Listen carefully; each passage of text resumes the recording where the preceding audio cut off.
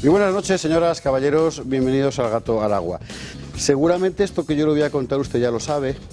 Muchos hemos empezado en nuestros informativos, en nuestros espacios de análisis con esta historia, pero es que hay cosas que tienen que ser subrayadas y no pueden dejar de serlo. Hoy en el Congreso de los Diputados, la casta gobernante, no diré la casta política, porque PP y Vox y PP se han quitado del medio muy oportunamente. La casta gobernante ha hecho algo asombroso, que es decidir cerrar la sesión de control, pues por respeto a la tragedia que se estaba viviendo en Valencia y en otros lugares por las inundaciones, y acto seguido convocar un pleno extraordinario para validar el asalto a Radio Televisión Española, del que enseguida hablaremos. Asalto que básicamente lo que hace es dejar el conjunto de la radiotelevisión pública en manos de la mayoría gubernamental y sus aliados separatistas. Bueno, no se puede ser más miserable. Ha salido Feijóo, ha utilizado el término despreciable, y es correcto. Ha salido Pepa Millán, ha utilizado el término vergüenza, y es correcto. Pero hay más términos. Lo que hoy hemos visto es la puesta en escena de una casta política compuesta por gente que odia a España, lo lleva puesto en sus programas, ¿verdad?, y que por tanto odia a los españoles. Gente para la que 50, 60, 70 muertos da igual si no son de los suyos, incluso probablemente si fueran de los suyos también. Gente que está tan obsesionada por controlar todos los resortes del poder sobre la sociedad española, que aprovecha una circunstancia como la de hoy para meter empujando una historia como esta. Yo no sé exactamente por qué tenían tanta prisa. Lo que sí que sé es que la tercera autoridad del Estado, la señora Armengol, alias Cariño, el señor Gómez de Celis, número 2 de Francina Armengol en el Congreso de los Diputados, Pachi López, el portavoz del Grupo Socialista, y esa especie de animal con patas que se llama Sarriá y que es un diputado del PSOE valenciano, son los canallas más despreciables que he encontrado uno en la vida política. Y creo que no se puede definir con más exactitud. Me quiero detener particularmente en el señor Sarriá, que a la hora de defender el asalto a Radio Televisión Española ha empezado acusando a la derecha de aprovechar la más mínima desgracia para enfocar hacia otro lado. La más mínima desgracia, y llevábamos ya 60 muertos. Y ahora nos acercamos al centenar.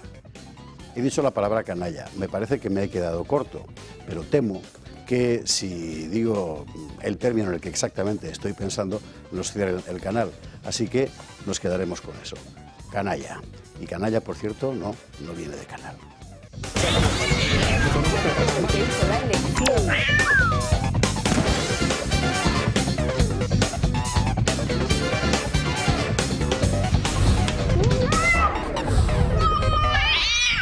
...21:48, 20:48 en las Canarias, nosotros muy pendientes naturalmente de lo que está ocurriendo con la gota fría, las inundaciones, etcétera. La catástrofe en la Comunidad Valenciana ha sido brutal, muy particularmente en la provincia de Valencia. Ahora mismo está en Jerez y en Cádiz. Y además allí, en fin, sus estragos. Bueno, iremos contándolo esto y otras cosas al paso de la actualidad. De momento, titulares. La tragedia de Valencia, que conmociona a toda España, menos a la putrefacta casta que controla el Congreso de los Diputados. En fin, vamos a contar lo que está pasando, hasta el momento lo que sabemos. Creo que tendremos a la presidenta de las Cortes Valencianas, Llanos Massó, que fue, recordará usted, con tertulia en este programa, ¿verdad?, para que nos cuente cuál es la última hora. Mire, vamos a ver, vamos a tratar de contarlo de la forma más serena y objetiva posible, porque ha empezado además ahora el comercio, ¿verdad?, de carne de la política de segundo escalón. Desde la disidencia se está acusando al gobierno de que esto es la consecuencia de su política de destruir presas. Vamos a ver, sí, es verdad, es una política equivocada, pero en este caso concreto, hasta donde yo sé, solo un azudi de importancia muy secundaria se ha eliminado en los últimos años, o sea, no ha sido por eso. Desde la izquierda se está acusando al PP de ser el culpable de esto por haber desmontado la Unidad Valenciana de Emergencias de Chimo Puig, pero no se puede ser más mala gente. O sea, la UV famosa no llegó a existir nunca. De hecho, no llegó a existir porque los propios servicios de salvamento de la Comunidad Valenciana dijeron que era una locura. En fin, vamos a tratar de contar exactamente las cosas como son. La noticia política del día inevitablemente tiene que ser esta y hay que leer dos veces el titular y pellizcarse después. La Guardia Civil registra el despacho del Fiscal General del Estado. La Guardia Civil registra el despacho del Fiscal General del Estado. O sea, no había pasado nunca en ningún sitio. Y por cierto, hasta donde yo sé, todavía están registrando. Y esto salió a mediodía. Hay que leer las instrucciones que ha dado el juez de la Audiencia Nacional, no, del Tribunal Supremo, perdón, a la Guardia Civil para el registro. iPads, móviles, todo lo que encuentren, y si intentan destruir documentos, hacer fotografías, como si fuera un clan mafioso, como si fuera dicho. Bueno. A estas alturas hay que hacer recuento, no ciertamente de los rituales hindúes de doña Begoña, sino de los casos de corrupción que van creciendo, y en este momento tanto el entorno personal como el entorno político más directo de Pedro Sánchez está bajo acusación. ¿Qué ha pasado importante en el último mes? Bueno, hoy tenemos, lo anunciábamos ayer, a Marta Castro, que es la responsable de asuntos jurídicos de Vox. Vox está personado en varias de estas causas desde el principio y vamos a tratar de hacer un poco un minuto y resultado, es decir, cómo está cada cosa, que hay de Begoña, que hay de Koldo, que hay del hermanísimo, todas estas cosas. No queremos dejar pasar este asunto que venimos subrayando casi en solitario, y esto es muy preocupante, casi más que la propia noticia, ¿verdad? Que son las maniobras gubernamentales en la oscuridad, con perdón por la cita boomer, del gobierno. Con el asunto de que la policía judicial la nombre directamente el ministerio. Con el asunto de que se crean 2 salas nuevas en la Fiscalía para que la Fiscalía Anticorrupción no intervenga y que estas salas dependan, del Fiscal General del Estado, o sea, el mismo cuyo despacho está siendo registrado por la Guardia Civil, y más. O sea, ¿a qué está jugando el gobierno? Bueno, huele tanto, que creo que no hace falta ni decirlo. Y luego, por supuesto, lo de Radio Televisión Española, algo muy gordo, una presión muy gorda debían sentir, ¿verdad?, para hoy hacer esta barbaridad. Bueno, ¿quiénes van a ocupar el consejo de RTV? Pues la ex jefe de prensa de Zapatero, la jefa de comunicación de Bolaños, el jefe de gabinete de Junqueras, amantes de España, amantes de... qué poca vergüenza, por favor. Bueno, esto, mire, esto es un golpe. Si después de esto el PP y Vox siguen acudiendo a cualquier reunión con esta gente, pues ¿qué cree usted que le diga?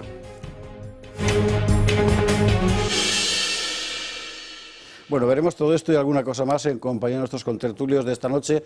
Don Carlos Astiz, ¿cómo estás?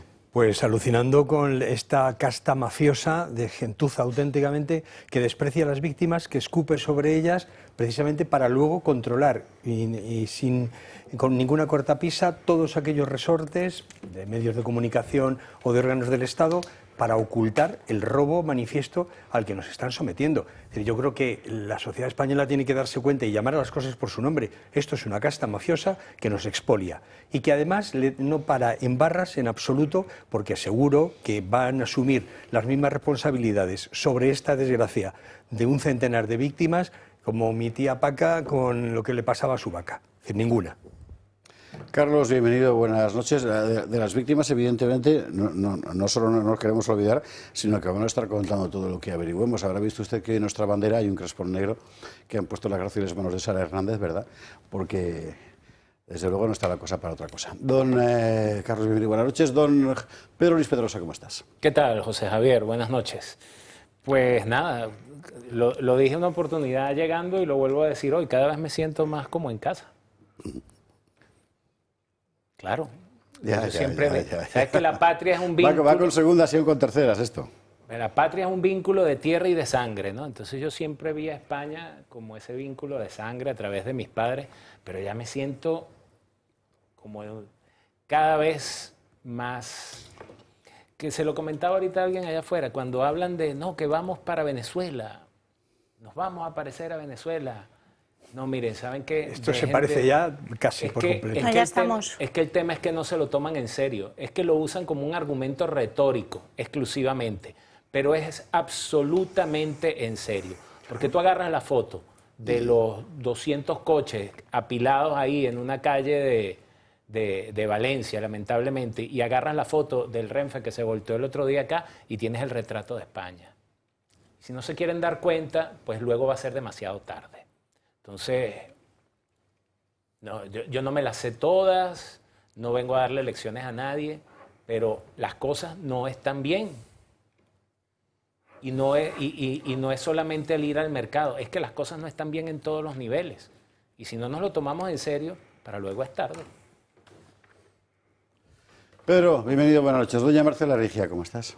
Hola, buenas noches, Javier. Pues bueno, me uno a tus palabras y a las condolencias que muchísimos políticos y toda la sociedad española ha mostrado hoy a toda la situación de los afectados de la Dana, y quería recordar, bueno, nos ha mandado Ahora lo veremos, efectivamente, hay gente que está ya acumulando ayudas, es decir, que ahora sacaremos un par de referencias. Exacto, hay muchísimas organizaciones, tanto institucionales como fuera de los gobiernos, recogiendo ayudas, entre otras, por ejemplo, Revuelta, ¿no?, que era el cartel este que traía, que ha estado recogiendo hoy en Madrid, en Valencia, en varias zonas de España, y mañana va a seguir haciéndolo. Por eso traía el cartelito para que, miren, aquí está en pantalla ahora mismo, para que sepan dónde mañana se puede entregar. Lo que más necesitan son mantas, sacos, palas y cubos para poder ayudar a los damnificados. También, por ejemplo, desde otras instituciones como partidos políticos, Vox en Zaragoza, también estará mañana su sede abierta, y toda la semana de 10 a 2 y de 5 a 7 para recoger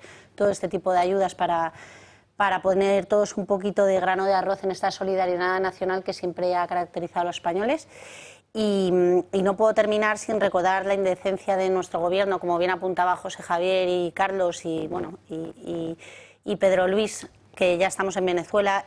Ha sido vergonzoso lo que ha sucedido hoy. Esto es claramente un reflejo de que ya estamos viviendo una dictadura, cuando un gobierno suspende una sesión de control para posteriormente continuar con su decretazo ley por vía de urgencia para meter sus tentáculos en otra institución más, que es Radio Televisión Española. Esto es una vergüenza, esto hay que denunciarlo, tal día como hoy, además, donde si realmente tiene que haber luto 3 días por lo que ha sucedido con todos los afectados de la Dana, y este gobierno en lo que está preocupado es en hacer que lloriquea, pero luego hacer un pleno para aprobar por decretazo ya el corromper de todas las instituciones de España. Entonces, bueno, pues todo mi apoyo a los afectados y recordar la tiranía de este gobierno. Me ha encantado eso del grano de arroz, porque generalmente la gente dice grano de arena, pero el grano de arroz está mucho más bueno. ¿Dónde va a parar? Y más tratándose de Valencia, como decía mi tío abuelo Alfredo, que en paz descanse, del arroz ni un gray, se lo comió absolutamente todo. Pues Marcela, bienvenida, buenas noches. Gracias. Don Carlos Flores, ¿cómo estás? Pues ya te lo imaginarás, estoy desbordado por la magnitud de la tragedia que se está viviendo en Valencia, en mi tierra, en lugares por donde paso semana sí, semana también. El último dato arroja 92 muertos, que es una cifra que supera los 85, si no me falla la memoria, de la riada del 57, que para los de mi generación era lo que contaban nuestros padres siempre, efectivamente. Era el referente claro. máximo a la máxima tragedia, ¿no? Lo que contaban mi padre y tantos otros padres, el acontecimiento que da lugar incluso a una frase que los valencianos decimos cada 2 por 3, aquí fins así arriba la riguá, hasta aquí llegó la riada, ¿no? Como diciendo, más allá de esto ya no puede haber nada, pues estamos por encima de aquellos 85 muertos en los 92. Frustrado por estar aquí. Teníamos pleno esta mañana en el Congreso, pero de momento no hay manera de volver a casa, y la tragedia, pues vista desde lejos, no se ve más pequeña, sino que se ve incluso más grande, cuando uno no puede hacer materialmente nada más que esperar la oportunidad de volver y de aportar ese granito de arroz. Indignado también por el espectáculo, efectivamente lo señaláis todos, que se ha vivido esta mañana en el Congreso. Mira, los grupos parlamentarios podían haber hecho gala de humanidad y haber dicho desde primera hora de la mañana, en solidaridad con las víctimas de Valencia, hoy no se reúne el Congreso, o damos el minuto de silencio y nos marchamos a nuestros menesteres. Podía haber hecho gala de profesionalidad. Y yo no lo habría discutido. Y yo no lo habría discutido si alguien hubiese dicho, oye, aquí todo el mundo está trabajando, nuestro trabajo es legislar, controlar al gobierno, estar aquí, del mismo modo que está haciendo su trabajo la policía, la Guardia Civil, la UME, hagamos nosotros nuestro trabajo y quedémonos hasta el final. Pero lo que no puede ser es es quedarte a mitad camino. Lo que no puede ser es hacer el paripé de que suspendo la sesión en homenaje a los muertos de Valencia y luego 35 minutos después la reanudo porque tenemos una cosa importante que hacer, que es acabar de atornillar el control de la Radio Televisión Valenciana. Es decir, ese ataque de hipocresía y de doble estándar, primero finjo dolor, pero luego voy a lo que me interesa, es absolutamente insufrible. Tan insufrible que nos hemos marchado del hemiciclo. Todo lo que ahora Carlos, ahora a ver si le sacamos más cosas porque él estaba allí, pero todo lo que va contando la gente que estaba alrededor esta mañana, todo coincide en que la decisión la han tomado fundamentalmente, más incluso que Francina Armengol, Bolaños, Gómez de Celis y Patxi López. No sé lo que ha pasado, porque obviamente la decisión se ha tomado en una reunión de la mesa con la Junta de Portavoces, pero el espectáculo ha sido dantesco. Habrán estado probablemente 40 minutos. Habrán estado probablemente 40 minutos desde que se ha interrumpido la sesión nada más. Sí, habían dicho que 3 minutos y se ha alargado casi una hora, efectivamente. 40 o 45, pues igual ha sido una hora. ¿De qué coño estaban discutiendo? Es decir, ¿cuáles eran los matices de la cuestión? Es tan sencillo como sí o no. ¿Trabajamos? Pues trabajamos. ¿Estamos de luto? Pues estamos de luto. Pero estamos de luto media hora y reanudamos la sesión a las 11 de la mañana, me parece absolutamente infumable. ¿De qué estaban hablando? ¿Cuál era el forcejeo? ¿Dónde estaba el puñetero juego de intereses? Tendría que haberlo hecho en la propia mesa de la presidencia de la Cámara para que hubiésemos podido escucharlo todos los diputados y todos los españoles. A mí es que quiero recordar una cosa de lo acontecido con la Dana y lo que pasó ayer en los medios de comunicación, que ninguno de los medios de comunicación nacionales como Radio y Televisión Española, donde ya parece que han metido el tentáculo antes de la ley que han aprobado hoy, estaban dando las noticias de la realidad de lo que se estaba viviendo en Valencia. Y eso yo creo que hay que denunciarlo, que son muy pocos los medios de comunicación que se han atrevido a...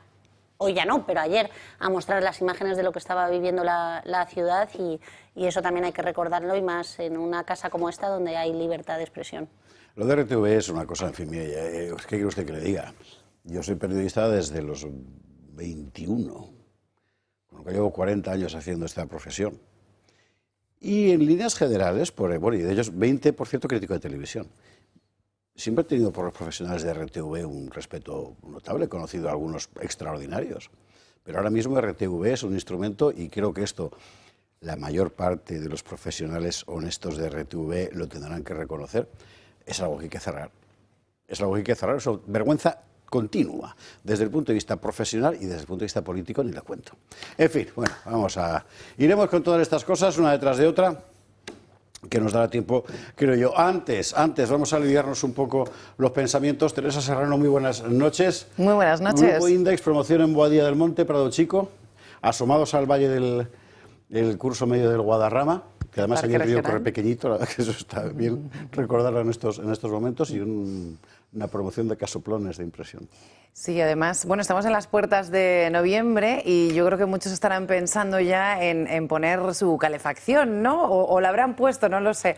En la Casa Geosolar de Carbono Positivo de Grupo Index, esta promoción en Boadilla, en Prado Chico, pues no hay radiadores, no hay calefacción y tampoco hay split de aire acondicionado, porque gracias a la energía que se produce gracias al sol con sus placas fotovoltaicas y gracias a la geotermia, que hace un intercambio con la energía que podemos aprovechar del subsuelo de la Tierra, pues logra ahorrar en las facturas entre un 70 y un 80% sobre las casas convencionales, ¿no? Sobre la casa tradicional.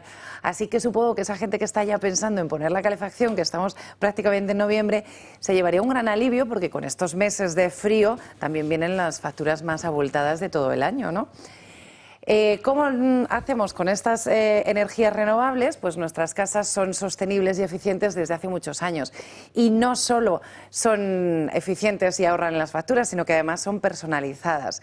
Personalizadas al detalle para cada familia, porque no hay dos familias ni dos propietarios iguales, tampoco debería haber dos casas que son de obra nueva que sean iguales, ¿no? Cada uno tiene unos gustos, tiene unas prioridades o unas necesidades.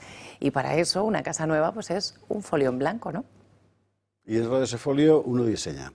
Tengo 4 niños, tengo 2, soy una pareja mayor, tengo un señor con silla de ruedas, necesito tal, necesito cual, giros, griferías, altura. Cuando me contaste lo de la altura de los interruptores, no había quedado en la vida, efectivamente.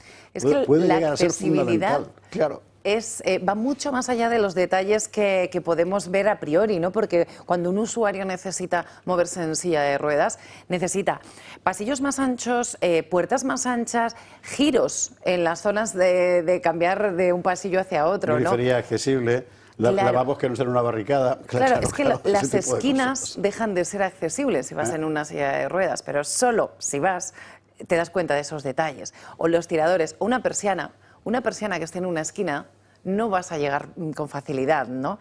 Por eso, cuando tienes una encimera que es practicable por arriba, pero también por la zona de abajo, para que pueda entrar la silla de ruedas, por ejemplo, es una comodidad que, ¿por qué vas a prescindir de ello si estamos hablando de casas de obra nueva, de nueva construcción? Es decir, que si tú tienes una vivienda y tienes que adaptarla, pues bueno, es un esfuerzo, es un tiempo, es un dinero, pero es que estamos hablando de una casa de obra nueva. Exactamente. Por eso en Grupo Index llevamos tantos años ya especializados en personalizar las viviendas y hacer esa accesibilidad ad hoc a las necesidades, pues con nosotros ya es secreto de éxito. Grupo Index 655-338-982. Usted llame o entre en la web y examine, estudie esa propuesta en Boadilla, en una zona, por cierto, muy abierta. La verdad es que es un sitio, es que lo conozco, vamos, el sitio es muy encantador. Ahí estamos. Teresa, gracias mil. Gracias. Vámonos a la policía. A la vuelta viene Marta Castro. Nos va a contar minuto y resultado de los diferentes procesos abiertos contra el universo de Pedro Augusto y sus corrupciones variadas. Y le aseguro que no nos vamos a perder.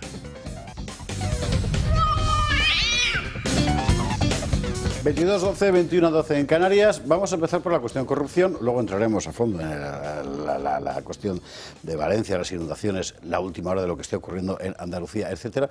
Pero la cuestión corrupción fundamentalmente es el gran tema de la política española hoy y no está, evidentemente no estaba previsto la Guardia Civil registrando el despacho del fiscal general del Estado, o sea, de verdad.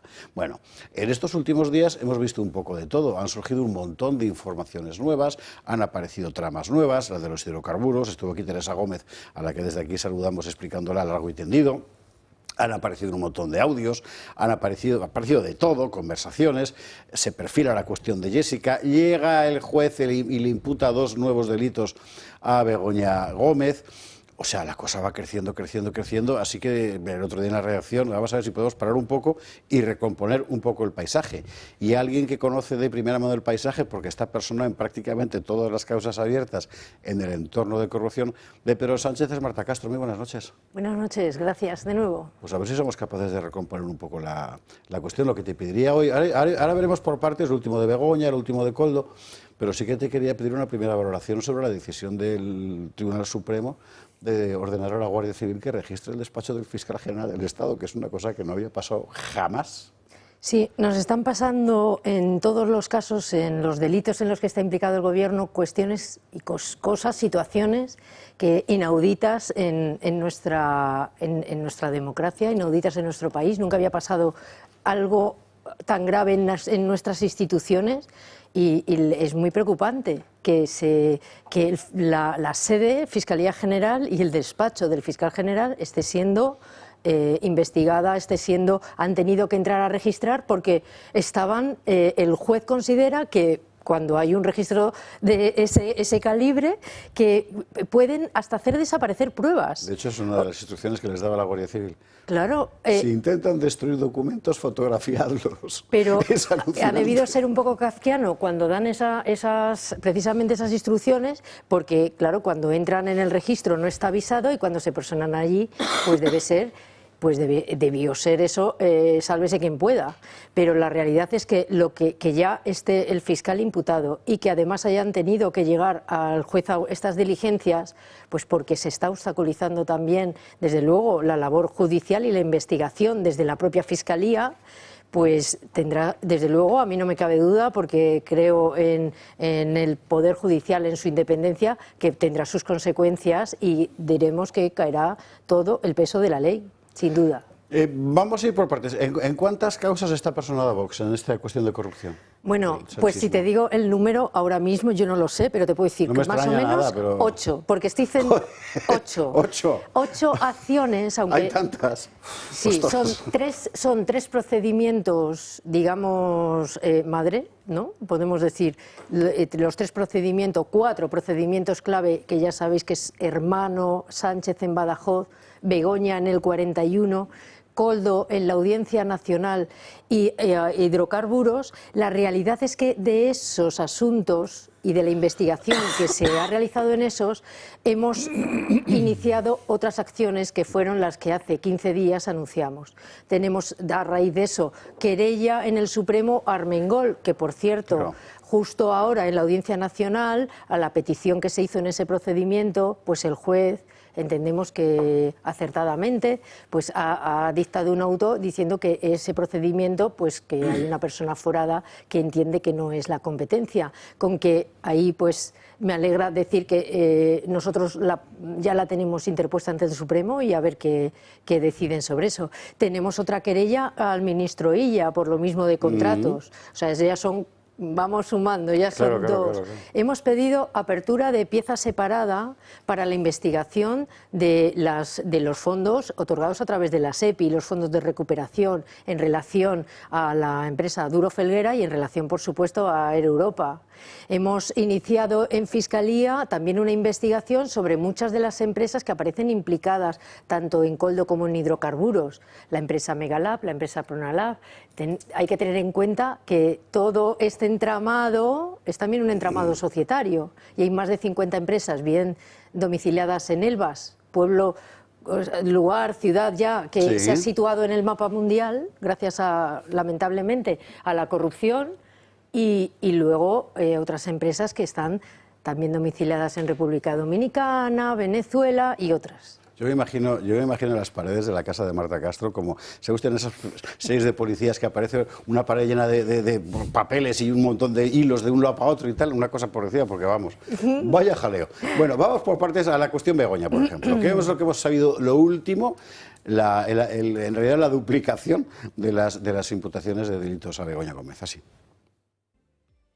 El horizonte judicial de Begoña Gómez se complica. Que el juez Peinado le haya imputado 2 nuevos delitos de apropiación indebida e intrusismo dificulta su defensa. Más aún, la imagen de su marido en Moncloa. El instructor del caso, que también investiga a la mujer de Sánchez por otros 2 delitos de tráfico de influencias y corrupción en los negocios, se basa en al menos 5 documentos para pensar que se habría valido de su posición para ascender en su carrera profesional. La Oficina Española de Patentes y Marcas acredita que Begoña Gómez registró a su nombre en marzo del año 2020 el logotipo que más tarde iba a emplear para su cátedra de transformación social competitiva. 4 meses más tarde, el rector de la Complutense fue convocado en la Moncloa. De ahí surgiría la idea de crear la cátedra, pero al carecer de la titulación necesaria, solo podría codirigirla. La cátedra nace en noviembre de ese mismo año, exactamente con el mismo logotipo, cambian eso sí los colores, que había registrado Begoña Gómez unos meses antes. La UCM entonces no lo sabía. La cátedra fue anunciada por el rector del Centro de Estudios y la propia mujer del presidente en el mes de septiembre, sin que ni siquiera la Junta competente de la universidad lo supiese en ese momento.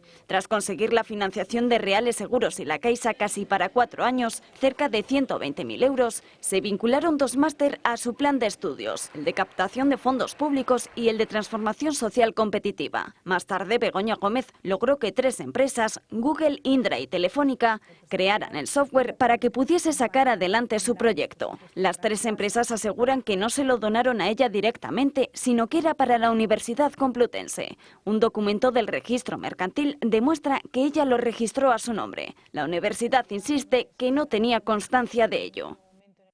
Una cosa que sorprende en todo este asunto de Begoña es el descaro, ¿no? Quiero decir que era bastante evidente que lo que estaba haciendo, en fin, a cualquiera se nos habría ocurrido que estaba mal hecho.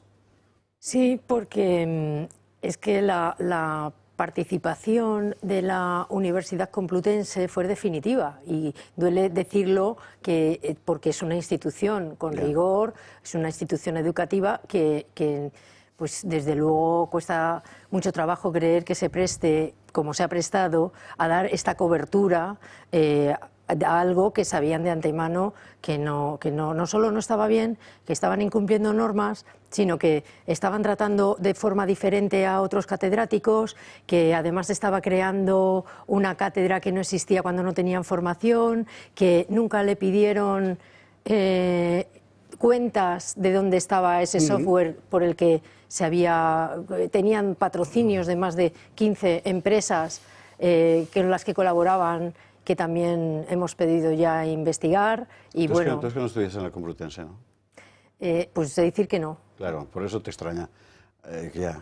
A mí me extrañaba el descargo de Begoña, la Complutense, sinceramente. Bueno, Hay una pero pregunta, aparte de inevitable. la politización que tengan, pues yo, o sea, como española, la Universidad Complutense debería ser un ejemplo es la educativo. primera universidad presencial de España, exactamente. efectivamente. Entonces, ¿Eso es así? Pero vamos a ver, ¿no es evidente que estaban en el ajo y que, lógicamente, también no debería estar sola Begoña en este asunto concreto en el banquillo de los acusados, sino también la propia universidad o alguno de sus responsables? De porque momento, eran responsables, es decir, eran colaboradores necesarios en todo un montaje que es evidente que no se sostenía legalmente desde ningún punto de vista. sí, lo está el rector.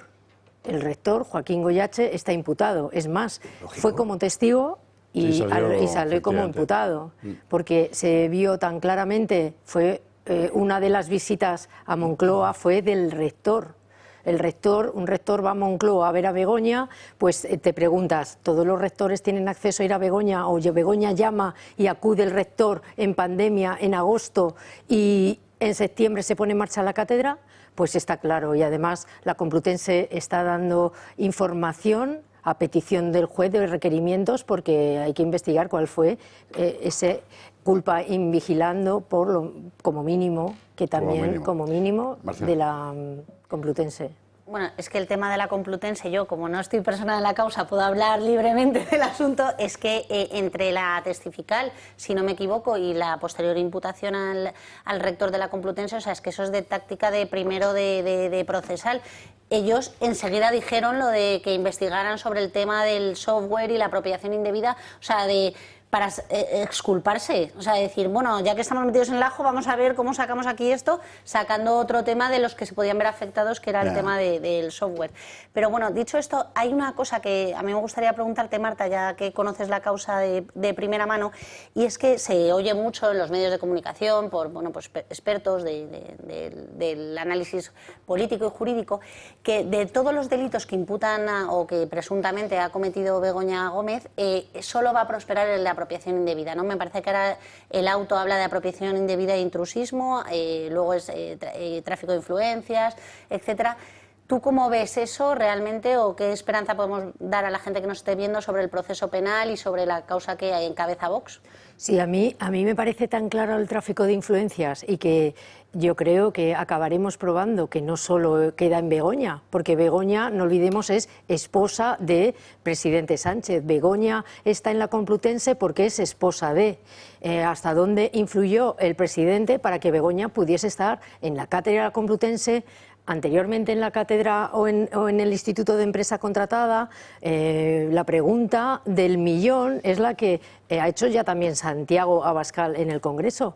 ¿Cuántas personas, cuántas CEOs, cuántas instituciones recibieron llamada de Sánchez para facilitar a Begoña ya no solo su propio prestigio y desarrollo profesional, sino que, como se ha demostrado ahí, es que también facilitaban a ciertos empresarios su línea de negocio?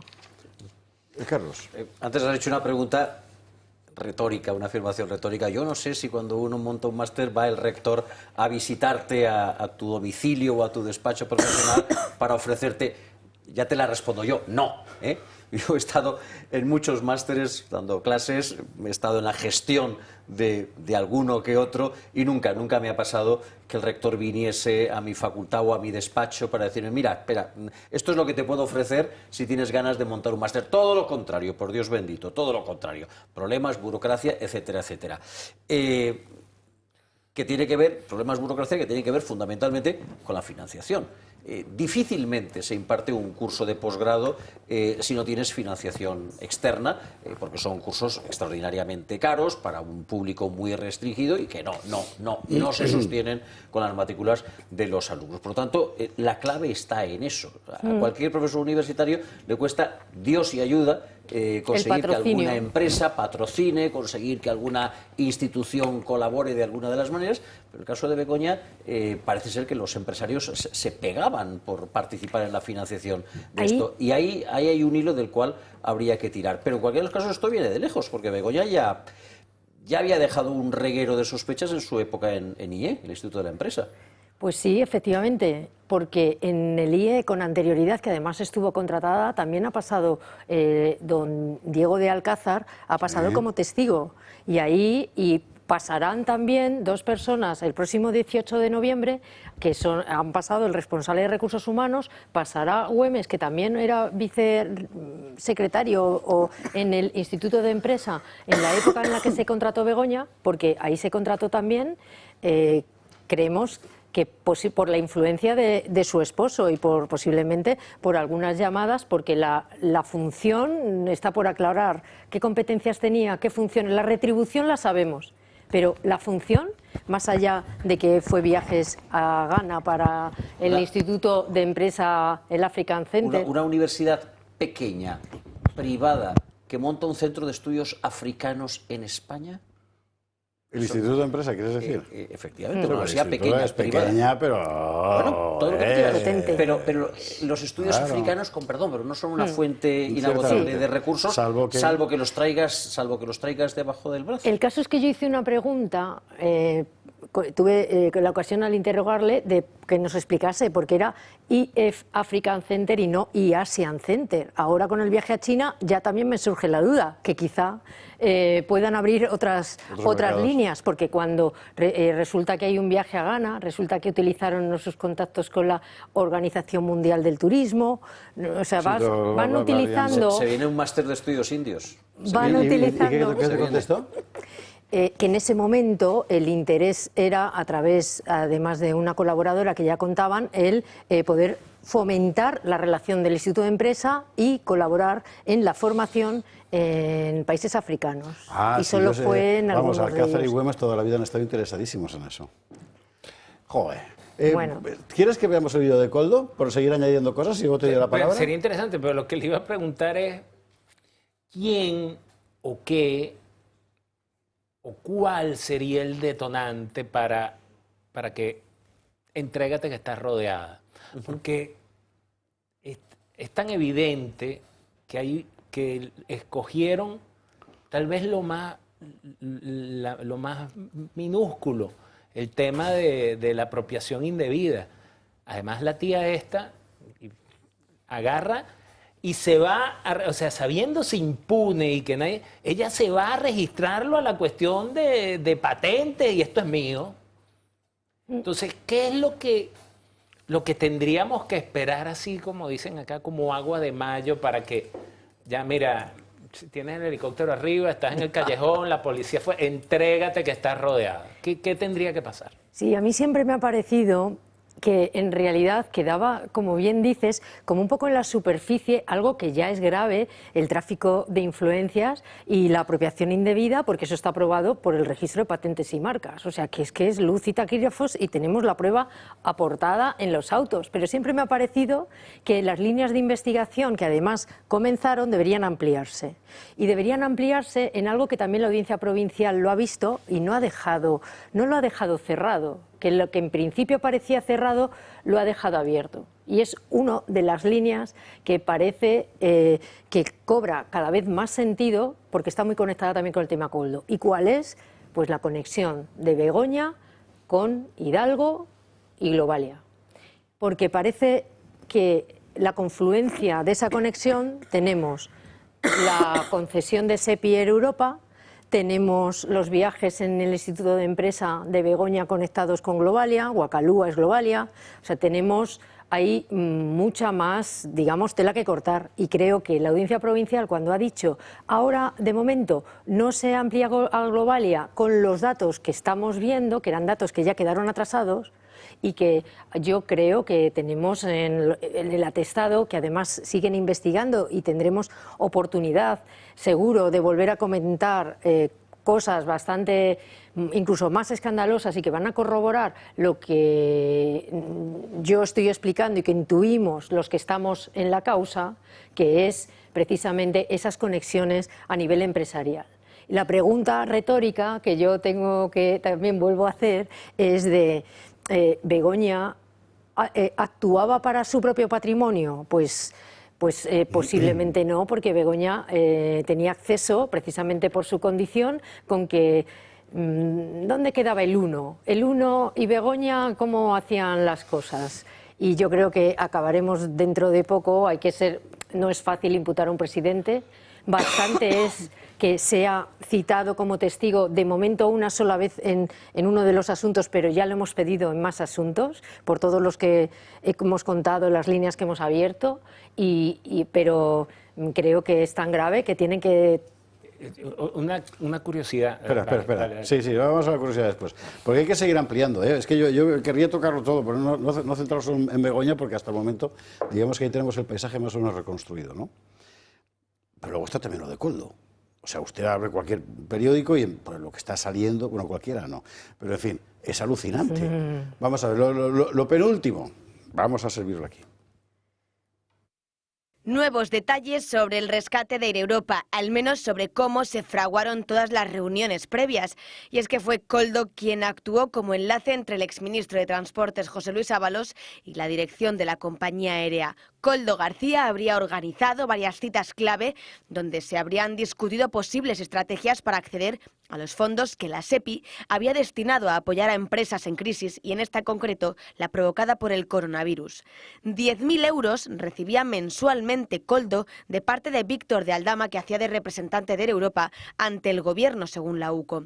Se les investiga a ambos por presuntos delitos de pertenencia a organización criminal, tráfico de influencias y cohecho, ya que se considera que la estrecha relación entre ambos hizo que la ayuda pública se destinara directamente a esta empresa privada. El rescate de Europa a través de la SEPI se concedió en noviembre de 2020 por un valor de 475 millones de euros. Entre la casa de Cádiz para su disfrute y el piso de Plaza de España para su amante, José Luis Ábalos, entre tanto regalo de Aldama, normal que quisiera beneficiar los negocios de este conseguidor y ayudar a Air Europa. Yo me pongo en el lugar de cualquier ciudadano común, incluido yo mismo, y claro, es un lío. Pues está Jessica y su piso, Ábalos y sus cosas, Koldo y cariño, mascarillas por aquí, lingotes de oro por allá, que si viene Delci, Marlaska, no sé cuánto, o sea, ¿dónde está la argamasa de todo esto? En la mafia. Sí, es inconmensurable, porque lo que está claro, y eso está escrito ya en 2 autos del juzgado de la Audiencia Nacional, es que es una trama de delincuencia organizada. Claro. Es un grupo organizado para delinquir, que quiere decir que tiene una estructura con que cuadra perfectamente el 1, el 2 y el 3, que tiene unas órdenes de instrucciones, que tiene un modus operandi similar, que es similar, y que sacan pues no solo no persiguen el interés general, que era su obligación con todos los delitos relacionados con el Estado y su administración, sino que además van más allá, porque ahora es lo que nos hay que investigar. ¿Dónde está el dinero? ¿Dónde fluye el dinero? ¿De dónde va? ¿De dónde no va? Y claro, no son aficionados, son personas que tienen experiencia, tanta que uno de los entramados societarios ya ha tenido experiencia en el caso CEDEX por tráfico de armas en Angola, que está en la Audiencia Nacional, la parte de la empresa de Cueto, que son soluciones de gestión. Los otros también tienen experiencia, también Víctor de Aldama, con 50 sociedades, o sea, no es fácil. Si se ha perdido usted lo de las mascarillas, se lo encargaron a una empresa que comerciaba con armas con Angola. Es que, joder, es decir, que dejemos de mirar solo los ladrillos para empezar a mirar el cemento. Y los hidrocarburos. Es un poco eso también.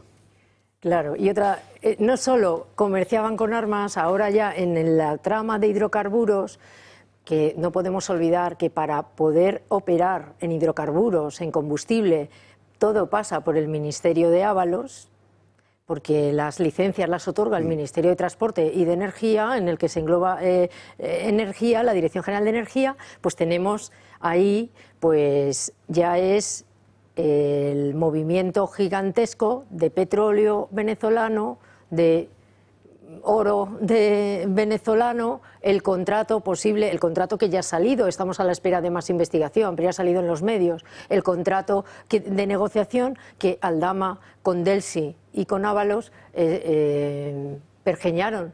Pero no podemos olvidar que Delcy dijo, y eso ya está en la causa, en un WhatsApp, que no quería bajar del avión la noche del 20 de enero del 2020 y que dijo que me llame el presidente. Inmediatamente recibió, suponemos, llamada del presidente porque bajó. Por eso están las cámaras grabadas. Confiemos en que ahora, a pesar de que lo pedimos ya en el año 2020 y se nos archivó el asunto, que ahora vuelvan a reabrir porque las pruebas es que son flagrantes. O sea que yo creo que no tienen... Pero hay una cosa que decir, quizás lo que el engranaje que mezcla todo, que une todo, quizás sea el propio aparato organizativo del PSOE. Es decir, con el gobierno, con su ramificación gubernamental, pero también con la ramificación del partido. Es decir, hay que recordar, por ejemplo, que tenemos una parte muy importante de la Comisión Ejecutiva, de las presentes y de las anteriores, implicadas en todo esto. Es decir, no se entiende la relación con Venezuela sin la presencia de Zapatero. No se entiende la relación con Venezuela y la relación con el oro, con el tráfico de hidrocarburos y similares, sin la intervención de determinados elementos de la Comisión Ejecutiva y del aparato de organización del PSOE.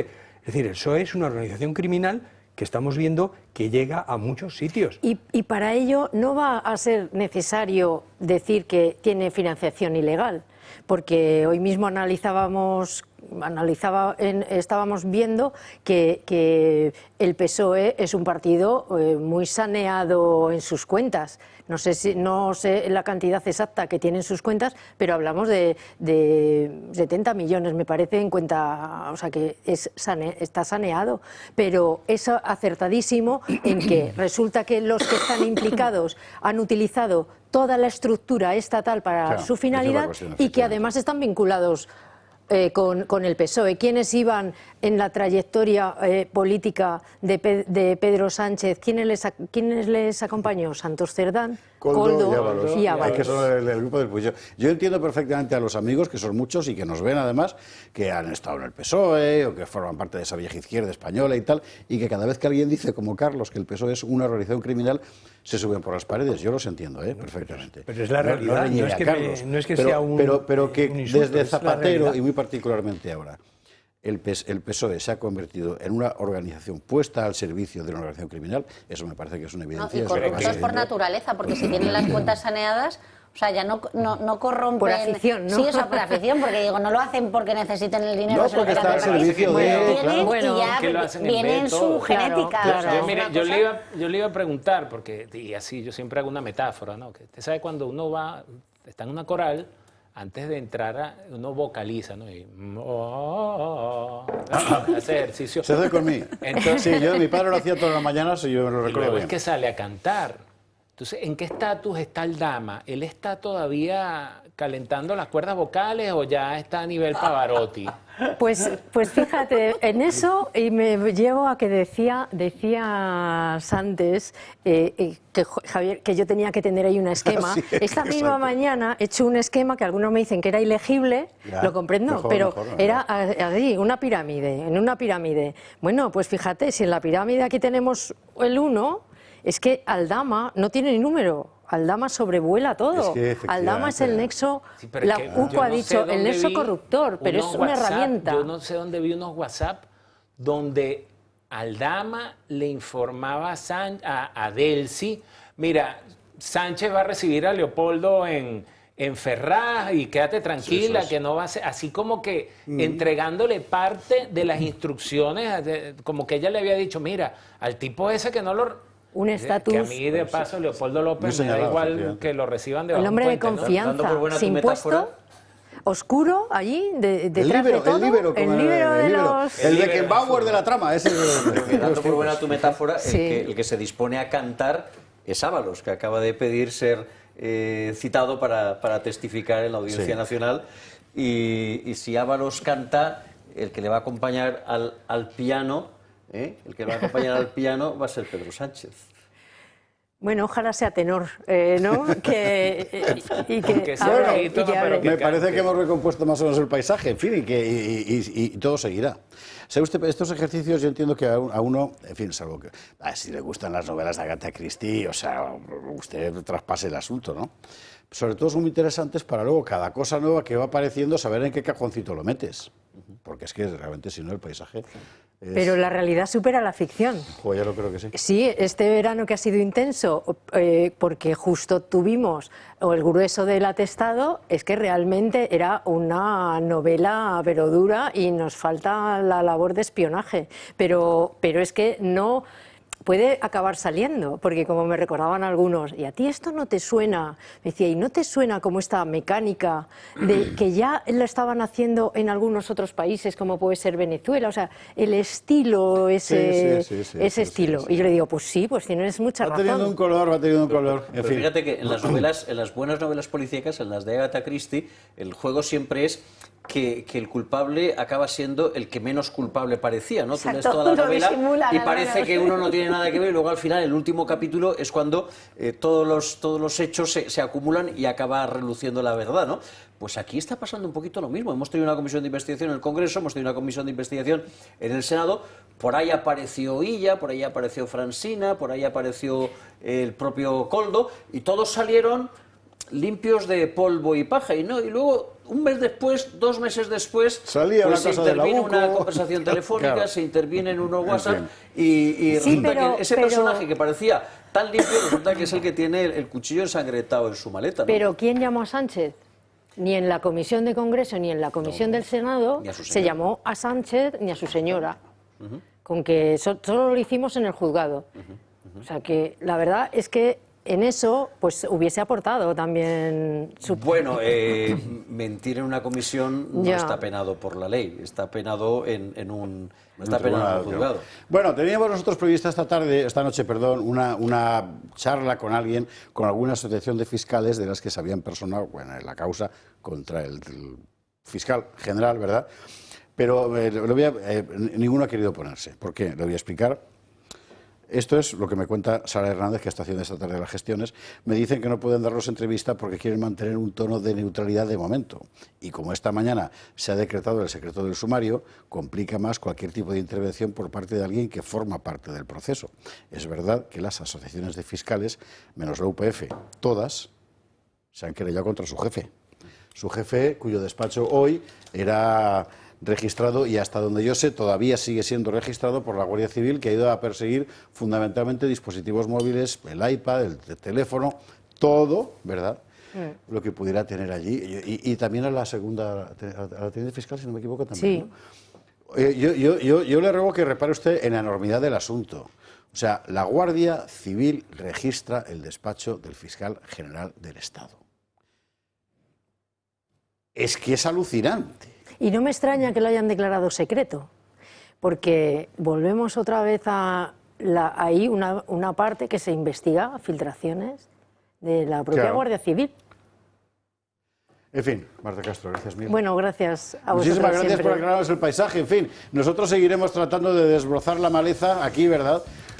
Como en la selva del Mato Grosso con el machete, tratando de quitar la maleza para que se vea efectivamente no solo los ladrillos, sino la argamasa que está sosteniendo todo el muro y que se va viendo, por cierto, cada vez con mayor claridad.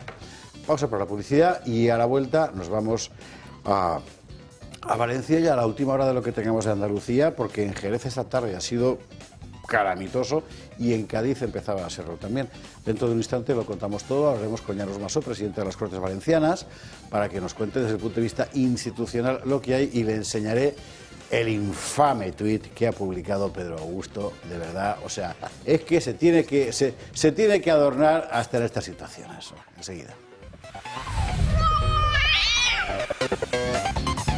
22:50, 21:50 en Canarias. Vamos a entrar ya en la cuestión de la que toda España está pendiente, y es lógico, que son las catastróficas inundaciones en Valencia.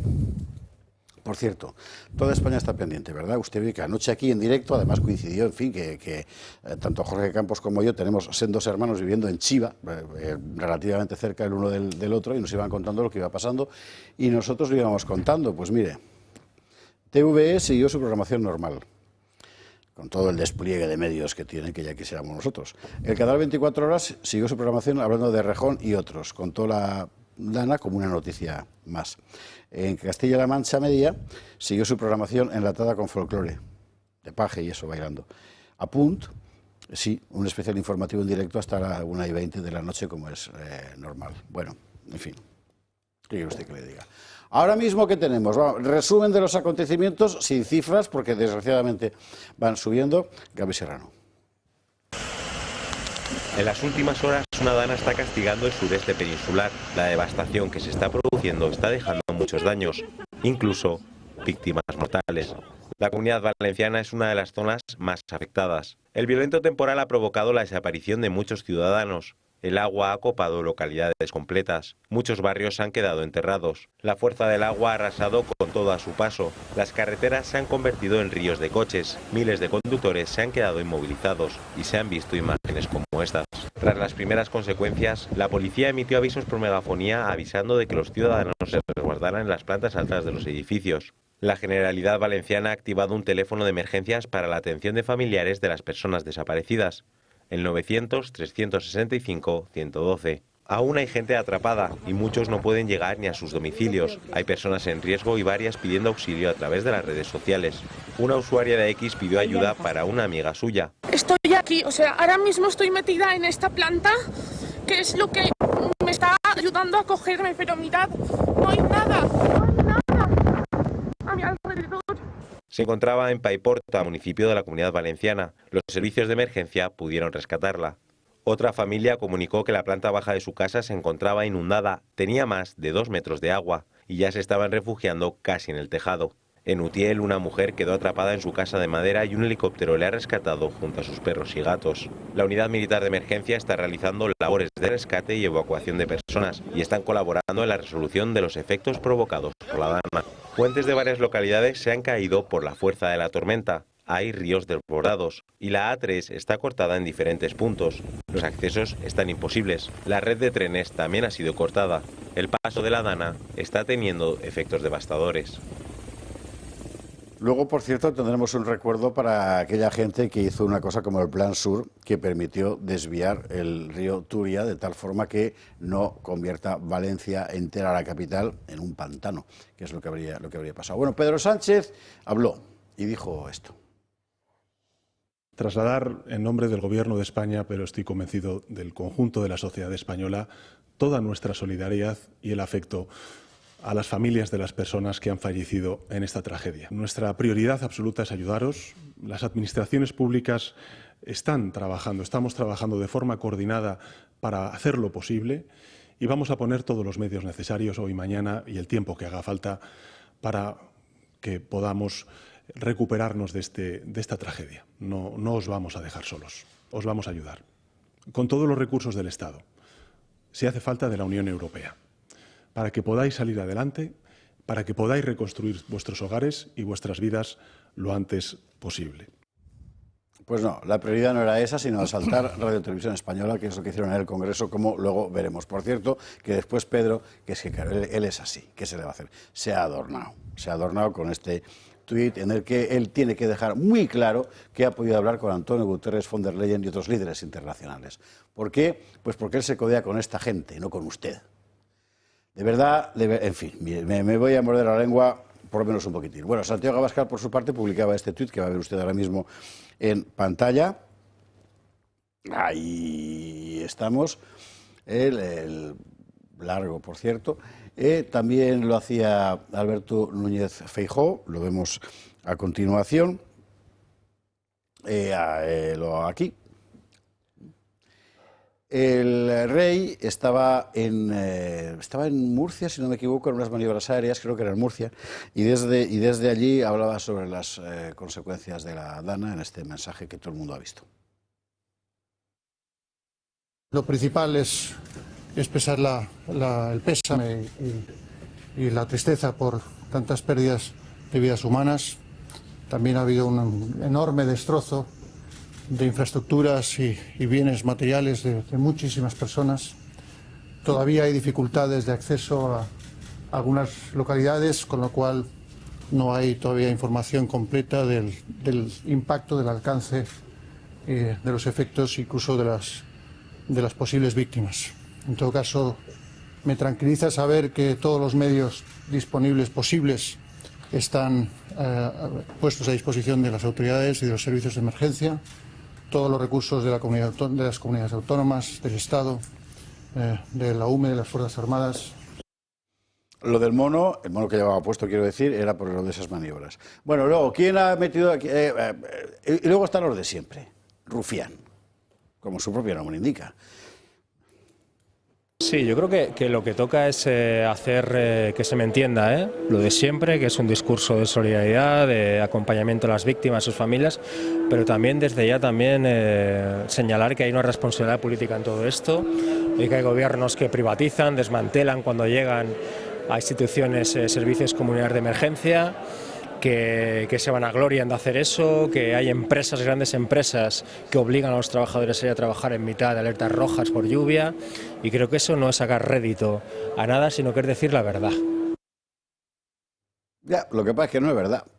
Claro, es que no es verdad. Y es muy interesante ver cómo la mayor parte del separatismo catalán, luego también la izquierda del PSOE y eso, ha insistido mucho en la cosa de la unidad valenciana de emergencias que había diseñado Ximo Puig cuando gobernaba, y que es que no llegó a funcionar jamás porque no era nada, y todos los son 6 servicios, si no me equivoco, de salvamento que hay en Valencia, todos dijeron: no queremos esto porque nos complica la vida a todos. En fin, es que de verdad, puestos a mentir. Bueno, otra de las polémicas ha sido la de en qué momento sonó la alerta móvil por la dana en los teléfonos. Sobre esto ha habido una larga polémica entre el gobierno y el gobierno valenciano. No entraremos aquí porque como ahora mismo están cotejando cronologías, pero bueno, yo también le diré una cosa, o sea, tiempo habrá, por supuesto, de ver si es posible mejorar o no este tipo de mecanismos, pero todos los que hemos visto una riada sabemos lo que es. O sea, tú puedes mandar la alerta al móvil que quieras, que cuando empieza la riada en Chiva, el tipo que la recibe en Paiporta no le va a dar tiempo a nada. En fin, bueno. Ahora mismo, ¿cómo está la situación? Llanos Masó, muy buenas noches, ¿cómo estás? ¿Qué tal? Pues hola, muy buenas noches. Bueno, pues, ¿qué quieres que te diga? Estamos, bueno, pues siguiendo minuto a minuto las tareas de rescate. La verdad es que es una situación que ninguno pensábamos que iba a llegar a tener tal magnitud. Pero bueno, hoy estamos ahora mismo, como digo, consternados, estamos tristes, estamos esperando cada minuto que pasa nuevas noticias. Hoy me he querido quedar en Valencia en vez de volver a casa en Castellón, pues para seguir un poco más de cerca cuál es la situación, y desde luego la situación pues es muy dramática. En cuanto a víctimas, se sigue con la cifra de 92 víctimas mortales más los desaparecidos, que es una cifra que fluctúa en función de la fuente, cosa que se puede entender. ¿Estamos en esa cifra todavía? Las últimas cifras que conocemos sí que son esas. Lo que también es cierto es que ahora pues está empezando a entrar en algunos lugares en los que hasta hacía un poco tiempo no se había podido entrar. Parece ser que las labores de rescate de personas que por suerte estaban con vida están terminando, y me imagino bueno, pues que ahora tocará la labor más cruda, que es la de rescatar a esos fallecidos. Esperemos, yo deseo de verdad con todo mi corazón que no aumente ese número de fallecidos, y que los desaparecidos, bueno, pues ojalá sea porque no han tenido cobertura, porque se han quedado sin móvil, porque están en casa de algún amigo, ojalá, pero mucho me temo que quizá esa cifra de fallecidos pues vaya a aumentar. La rueda de prensa del señor Mazón esta tarde había dado cifras de las intervenciones tanto heliportadas como por tierra. La verdad es que es impresionante el trabajo que se está haciendo y de una exigencia brutal. Pero luego hay que tener en cuenta que, claro, la mayor parte no, toda la zona afectada por definición es una zona intransitable, claro. Desde luego había municipios en los que por la cantidad de agua que había y otros por la cantidad de coches, que todo el mundo hemos visto en las imágenes, coches apelotonados unos encima de otros, era muy difícil acceder. Parece que ya se está pudiendo acceder a todos los lugares y como digo, bueno, pues espero que las cifras no aumenten demasiado. Parece que, bueno, nos vamos a encontrar con un panorama de pueblos arrasados, y cuando digo pueblos arrasados me refiero a casas, a negocios, a campos, y reconstruir eso pues va a ser una tarea muy complicada. Ya llegará el momento, ya llegará el día en que tengamos que pedir a los gobiernos su responsabilidad sobre esa reconstrucción, pero lo que más me duele es que habrá que reconstruir vidas. Hay gente que lo ha perdido todo, que ha perdido familiares, y reconstruir esas vidas yo creo que va a ser lo más complicado. Me imagino que no hay ninguna previsión real de apertura de vías y demás, ¿no? De vías férreas han dicho 3 días para el AVE Madrid-Valencia.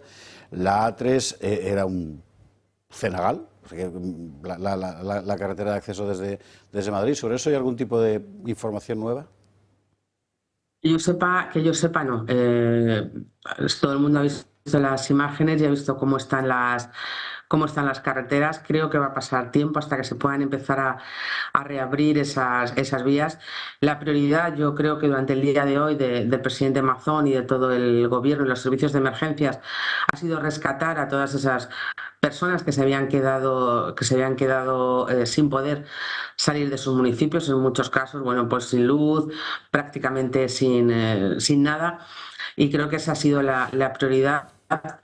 Supongo que ahora, pues poco a poco, se empezará a restablecer las comunicaciones, se empezará a restablecer el tráfico, pero desde luego yo personalmente no tengo ninguna previsión de cuándo puede suceder eso. Por lo que se le he oído hoy al gobierno valenciano, realmente nadie la tiene, porque la situación es imprevisible. En fin, Llanos, muchísimas gracias por estar esta noche hasta tan tarde para conectar con nosotros. Imagino que el día habrá sido duro y que mañana va a ser igual, es decir, que de verdad gracias mil de corazón. Sí, no, muchas gracias a vosotros por acercar también, como digo, la situación que estamos viviendo en la Comunidad Valenciana, sobre todo en la provincia de Valencia, y bueno, también en Letur, en la provincia de Albacete y en otras zonas de España, pero sobre todo aquí en la Comunidad Valenciana, pues por acercar al resto de los españoles la situación que estamos viviendo. Y yo estoy convencida de que España en estas situaciones se hace grande, sale la grandeza de España, y ya estamos viendo muchísimos movimientos solidarios en la que se están recogiendo, pues como digo, mantas, comida, artículos de primera necesidad que van a paliar de alguna manera la situación que está viviendo mucha gente en la provincia de Valencia. Y como digo, tiempo tendremos de ayudar a esa gente cuando nos digan y como nos digan a reestructurar sus vidas de nuevo. Llanos, muchísimas gracias. Muy buenas noches. Muchas gracias, buenas noches. Dentro de un rato hablaremos efectivamente con alguien que lo ha perdido todo. Ana Fernández, de Asaja, con la que hemos hablado varias veces, de la gente del campo en Valencia. Los testimonios son que no se puede usted ni imaginar. En fin, Marcela, Carlos... Bueno, la verdad que la situación es desoladora y yo también tengo que hacer un reconocimiento a las fuerzas y cuerpos de seguridad del Estado, que siempre son los primeros en poner el hombro en estas situaciones catastróficas de España. Lo han hecho en otras ocasiones, con el volcán de La Palma o cuando ha habido también otras situaciones de desbordamientos, y siempre están ahí. Pero apuntabas una cosa bastante interesante, José Javier, sobre respecto de las infraestructuras del río Turia. Y yo creo que eso también es algo que tenemos que sacar a la palestra, porque estas obras de ingeniería que son dignas de admirar, que se han hecho en muchas partes de la nación española, se han venido destruyendo, ¿no? en muchos casos y en muchas ocasiones por esta agenda ideológica que viene impuesta por, pues desde la Agenda 2030 hasta cualquier organismo. Por los que están en el tuit de Pedro Sánchez. Exacto, exacto, a eso iba. Esta agenda globalista o cualquier de estas organizaciones supranacionales que no hacen más que acabar destruyendo, pues con esta imposición ideológica radical, la posible salvación de muchas ciudades, ¿no? Porque esta infraestructura, en el caso de Valencia, pues ha hecho que no haya ido a más el desbordamiento. Y efectivamente apuntaba a la señora von der Leyen, es que tienen la cara de hormigón armado, son unos sinvergüenzas, o sea, es que no se ruborizan. Dice esta señora, hoy ponía un tuit, ¿no?, que mandando el apoyo al pueblo español por esta situación, diciendo que esto se debe al cambio climático. Es que lo llevan, o sea, lo llevan en la sangre, o sea, siempre tienen que meter su cuña ideológica y hasta en las situaciones tan dramáticas como esta, ¿no? Entonces, pues también yo creo que hay que denunciar eso y recordarlo y traerlo a colación.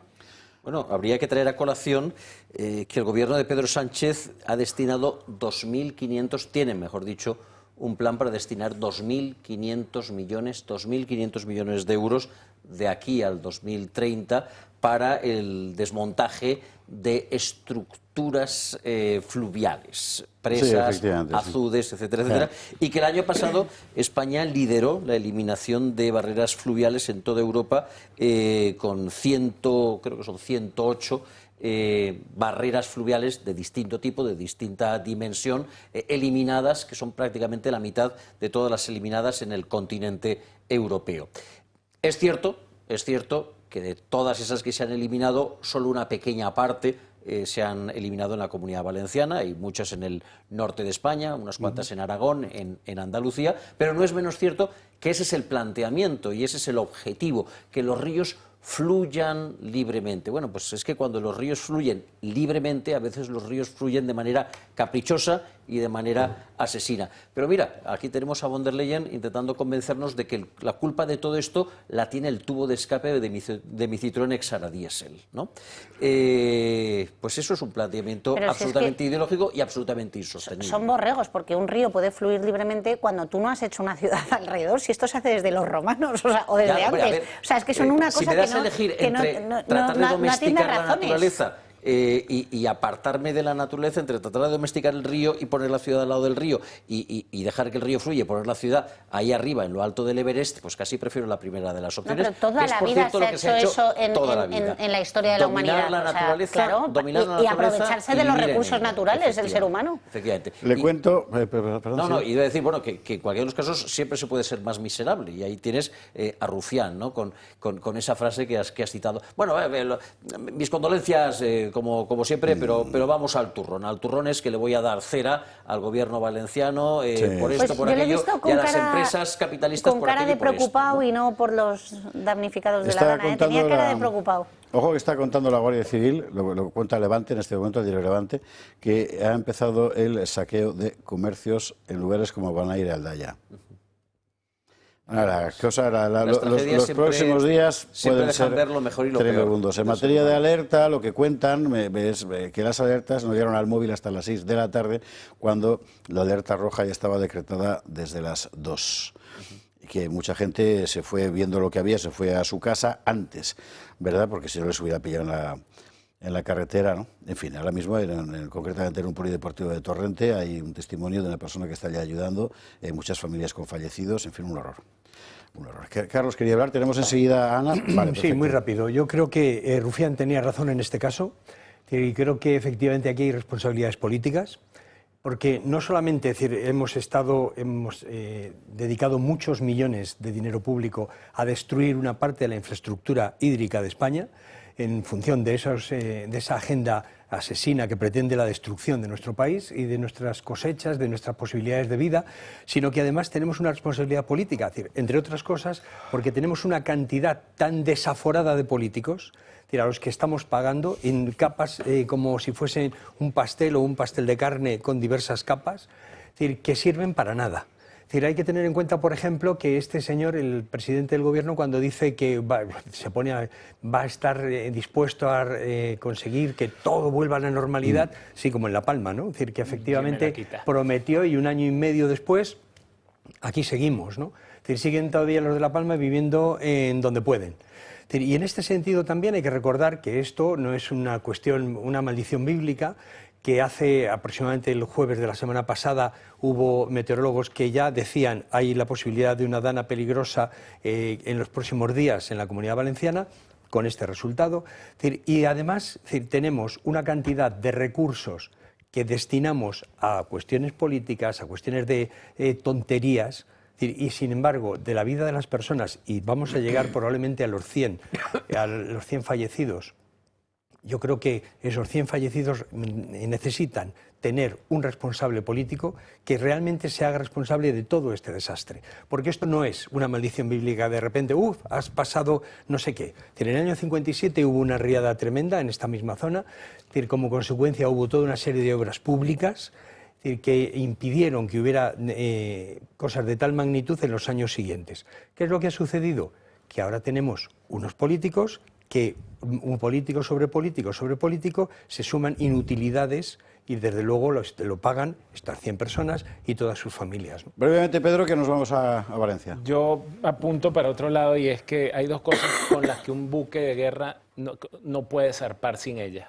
Una es el comandante y otra es el pronóstico meteorológico. ¿Qué estaba haciendo la AEMET, ¿no? Agencia Española de Meteorología?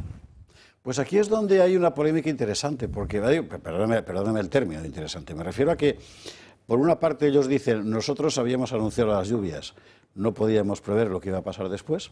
Es verdad que no sé hasta qué punto es competencia de la AEMET prever el comportamiento del agua.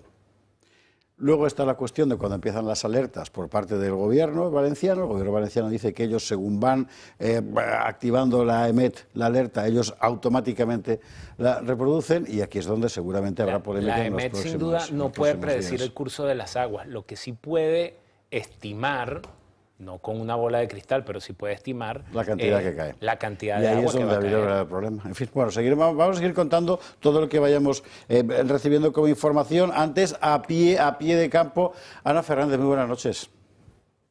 Hola, buenas noches a todos, saludos a todos. ¿Qué tal? Desde aquí, desde Valencia. Tu zona no ha sido particularmente castigada, pero en lugares como Carlet, bueno, particularmente, entiéndeme, vamos a ver, que no ha sido la hecatombe. Mi zona es la Safor y afortunadamente hemos librado en esta dana, porque en otras ocasiones sabéis que Denia, Oliva y toda la zona de Cullera y las marchas de la zona de la Safor se ven afectadas, y en esta ocasión ha sido uno de los resquicios que no se han visto afectados apenas, vamos, en nada. Pero la Ribera Alta, Carlet, etcétera, ha sido la destrucción. Comprenderás que, bueno, yo no estoy acompañándoos esta noche, sino un poco para dar voz a todas estas personas que se han quedado incomunicadas y aisladas en la zona de la línea y la periferia de la catástrofe natural, y que son, bueno, pues toda la Ribera Alta, todo el recorrido del río Xúquer y, bueno, todos los campos de agricultura que han sido inundados y arrasados, y que las cosechas en plena temporada, porque no olvidemos que estamos en el mes de octubre, que es nuestra temporada alta, la de los agricultores de Levante. Es la época de reparar las viñas que se han recogido en septiembre, de recoger la cosecha de las primeras, las naranjas primerencas y las mandarinas que entran en los mercados, de los caquis, del aguacate, las primeras recogidas de aguacate que están en plena maduración. O sea, absolutamente un destrozo, absolutamente un destrozo. ¿Qué te llega de la gente? Vamos a ver, como para declarar zona catastrófica, como para empezar a pedir seguros, ¿cómo va esto a partir de ahora? Es decir, ponte en el lugar de... Esta tarde hablábamos de una agricultora de Carlet. De Ana Moltó, sí, de mi amiga y compañera de agricultura, Ana Moltó, que tiene en la zona de Carlet, en la Ribera Alta, allí. Ella es profesional y dependiente de la agricultura, su familia exclusivamente, no tiene actividad subsidiaria que le pueda reportar beneficio alguno como medio de supervivencia, y como ella, tantas personas que han apostado por la agricultura como medio de vida, una agricultura moderna, una agricultura del siglo XXI, una agricultura sostenible con lo que son los usos de la Comunidad Valenciana, y hoy por hoy que se ha demostrado que sigue siendo, por los riesgos y por la ingrato de la actividad y la falta de reconocimiento, una actividad absolutamente desastrosa y sin viabilidad. ¿Hay algún seguro que palíe esto?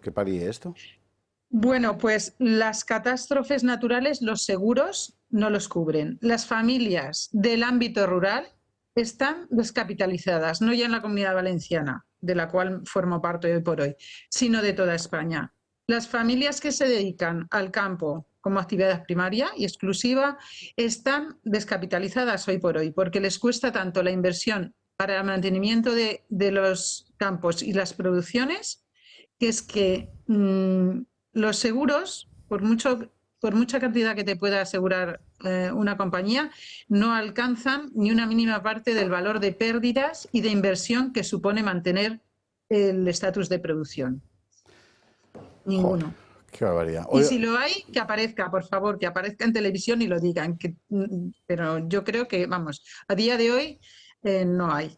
Una última pregunta, ya no te molesto más, es tarde, es un día complicado y mañana lo va a ser también, pero desde vuestro punto de vista, es decir, de agricultor, de trabajador de a pie, ¿esto se podría haber evitado de alguna manera? Bueno, realmente yo creo que el agricultor es la primera persona que mira al cielo cada día, que interpreta cómo está la naturaleza, cómo está el clima, y conforme a eso va de alguna manera creando la sinfonía de su vida, ¿no? De su día a día. Entonces, el agricultor no puede evitar la climatología. Lo que sí puede hacer el agricultor es solicitar a la administración medidas de apoyo para que las catástrofes naturales no le afecten tan directamente como le afectan, por lo menos a nivel de supervivencia económica. Ya hemos visto cómo en otros sectores de la sociedad y en otras profesiones se han generado rentas básicas y salarios mínimos interprofesionales. Entonces, ahora mismo la agricultura del siglo XXI que tenemos que defender en España, yo, que estoy más posicionada en el sector crítico de las políticas agrícolas que se están realizando, en consonancia de las directivas de Europa que nos están exigiendo cosas muy rimbombantes y que son de difícil cumplimiento, inalcanzables, pues yo opino que pasaría de salvar la agricultura española, pasaría por defender la supervivencia y la economía del agricultor, pues sí, a través de rentas garantizadas a las familias agrícolas. Igual que tienen las camareras de piso, igual que tienen otros sectores que se han venido incorporando con plenos derechos a lo que son a las clases sociales laborales. O sea, entendido. Garantizar esa supervivencia con una renta. Ana, pues muchísimas gracias. Si te parece, podemos volver a hablar la semana que viene, por ejemplo, porque tendréis ya además una evaluación de daños más importante también, ¿no? Pues quizá la semana que viene podremos contar con personas afectadas de primera mano que no tengan que hablar por boca de otros, dado que están ahora mismo sin luz, es que están sin cobertura, y con sin cobertura y con unas dificultades añadidas que no podemos solventar hoy por hoy. Ana, muchísimas gracias. Muchísimas gracias por vuestra atención. Sí. Gracias, buenas noches. Gracias. Hasta pronto. Bueno, volveremos sobre la cuestión. Pero es que esto nos coloca en una situación, es decir, esto podría pasar perfectamente en Argelia. Es decir, después de la inversión que tenemos, después de los miles de millones que está dedicando este supuesto gobierno al estar en la punta de la nada, es decir, que pase esto, que haya una gota fría, porque es como se llamaba antes, es decir, prevista, es decir, que pase, que haya 100 muertos, que se derrumben puentes, es decir, que haya incomunicación completa, que caiga la cobertura de prácticamente toda la zona afectada. Bueno, es que nos coloca en una situación de país subdesarrollado. Pero es que, claro, efectivamente, cuando empiezan a robar a manos llenas, cuando empieza a deshacerse, a saquearse el Estado, lo que sucede es que todo empieza a funcionar cada vez peor. Y lo estamos viendo en todos los terrenos, es decir, los transportes, como trenes que dejan de funcionar, trenes que te dejan a la gente tirada, es decir, servicios meteorológicos que no te avisan, es decir, todo esto, servicios de emergencia que no cumplen su función porque no pueden. Todo esto es prácticamente un proceso de destrucción de España, y ya termino, de destrucción de España en manos de una mafia que lo único que le interesa es deshacerse de nosotros y robarnos. Yo tenía para batearla y Carlos se me... No batear como los asturianos, para batearla, ¿no? Con el bate. Con el bate, pero Carlos la sacó adelante, pero yo la voy a poner más dramática. Tú, votante del PSOE, ¿qué piensas cuando ves a tu presidente majete decir que van a hacer todo para que salgan de esto, cuando hay gente viviendo todavía en container en La Palma? ¿Y hace cuánto de eso? ¿1 año y medio, 2 años? 2 años, sí, efectivamente. Y que no han movido un centavo. Y que Ángel Víctor Torres, eras el que ahorita quiere tumbar la Cruz del Valle, eras tú el presidente de la Comunidad Autónoma de Canarias cuando sucedió eso. Entonces, ¿qué más? Esto no es la canción de Luis Miguel, la de Miénteme como siempre. No, pana, o sea, ¿qué más tiene que pasar para que se den cuenta que este tío, el tarambana este, es un mentiroso contumaz y que no va a hacer absolutamente nada? Marcela, Carlos, nos vamos a la publi. Yo no puedo evitar recordar, aunque luego voy a ir a lo que ha comentado Ana aquí, es que esa doble vara de medir frente a los españoles de a pie, como los de La Palma, que pagamos los impuestos religiosamente, y los menas que entran con la pulserita por los hoteles, y también les ponemos aquí pisos en Madrid que cuestan una pasta al mes. Esos, ¿sabes? Esa diferencia de trato entre unos y otros. A mí hay una cosa que tengo que señalar, efectivamente es lo que le faltaba a los agricultores y a los ganaderos, esta catástrofe natural, porque si ya estaban asediados por un montón de normativa y de exigencia y burocracia que les tenía asfixiados, pues esto era lo que les faltaba. Pero, hombre, es un sector importante porque obviamente es el de nuestra alimentación, aunque nos quieran alimentar de otras cosas, pero la ganadería y la agricultura es esencial. Pero este problema de la falta de cobertura, por ejemplo, de seguros, va a pasar con todo, va a pasar con los negocios, va a pasar con las propias viviendas, con la gente que haya visto afectadas sus casas, y esto es un drama. Y es un drama que necesita, como bien apuntaba Carlos, el foco bien puesto. Cuando tenemos un gobierno que enfoca las cosas a donde no van, no hay recursos para eso, y hacen falta ahora políticas que apliquen recursos para todas estas personas que se van a ver afectadas. Desde, ayer veía unas imágenes desoladoras de una residencia de ancianos que estaban fortísimas, que estaban brutal. Los ancianos en silla de ruedas con el agua por las rodillas, o sea, una cosa dramática. Pues para todas esas cosas ahí están esas imágenes. Gracias, Raquel. Tiene que servir para desde estas personas hasta la persona que tenga una vivienda, al que haya perdido también todo su negocio a pie de calle y haya sido devastado, ¿no? Pues ahora yo creo que hay que centralizar el foco desde las políticas autonómicas y estatales. Bueno, a ver, sin duda alguna, la pérdida más dramática y la que más nos tiene que consternar es la pérdida de vidas humanas, pero luego están también las pérdidas materiales. Y sin duda alguna, entre las pérdidas materiales, las del campo son extraordinariamente importantes, lo acaba de mencionar Ana, nuestra invitada, porque la inundación coincide con una zona de cultivo muy intenso, nuestras huertas del sur de la capital, y además con un momento particularmente intenso en el ciclo agrario. Pero añade a eso las otras pérdidas. Todos esos pueblos que están apareciendo estos días en las noticias, Carlet, Paiporta, Sedaví, etcétera, etcétera, son pueblos de alta concentración industrial.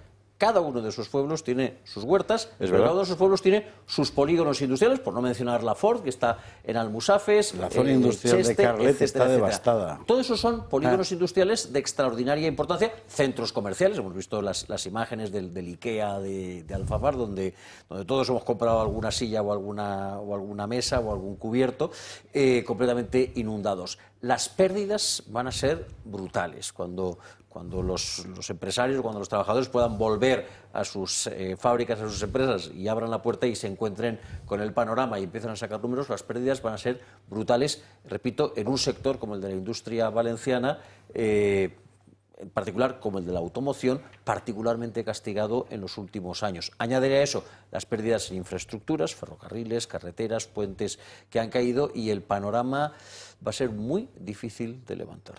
Esto es lo que el diputado del PSOE por Valencia, Vicente Manuel Sarriá, Vicente Manuel, si no me equivoco el nombre. Vicente Sarriá, para los vale. amigos. Vicente Sarriá llama la más mínima desgracia. O sea, hay que ser acémila. Vicente, ¿vas a volver a casa a decir eso? Que esto es la más mínima desgracia. Eso ha sido lo que ha pasado en el Congreso después. Aprovechando, mire, yo voy a decir lo que pienso. Aprovechando esto, el PSOE ha metido el asunto de RTV. Iba a decir que es incalificable, pero no, es perfectamente calificable. Eso sí, lo vamos a calificar después de la publicidad.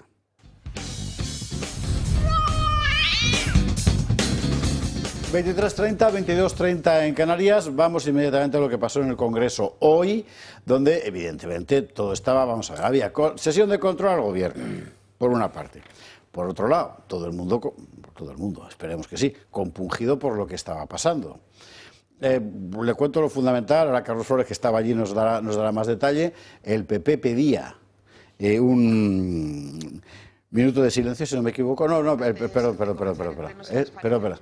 Esto es el minuto de silencio, no hace falta que cortes, este es el minuto de silencio que ha pedido Francina Armengol al empezar. Ahí estamos. Bien. Momentos tan complicados y evidentemente un apoyo enorme a los efectivos que están trabajando intensamente en estas horas tan difíciles. A despecho de sus propias palabras, cuando se le ha pedido que suspendiera, ella ha dicho que no, o más bien se ha retirado, y a partir de ahí ha empezado el follón. Lo vemos en este vídeo y ahora vamos con el comentario. El gobierno perpetra una cacicada más. ¿Se entiende que se vote hoy el decreto?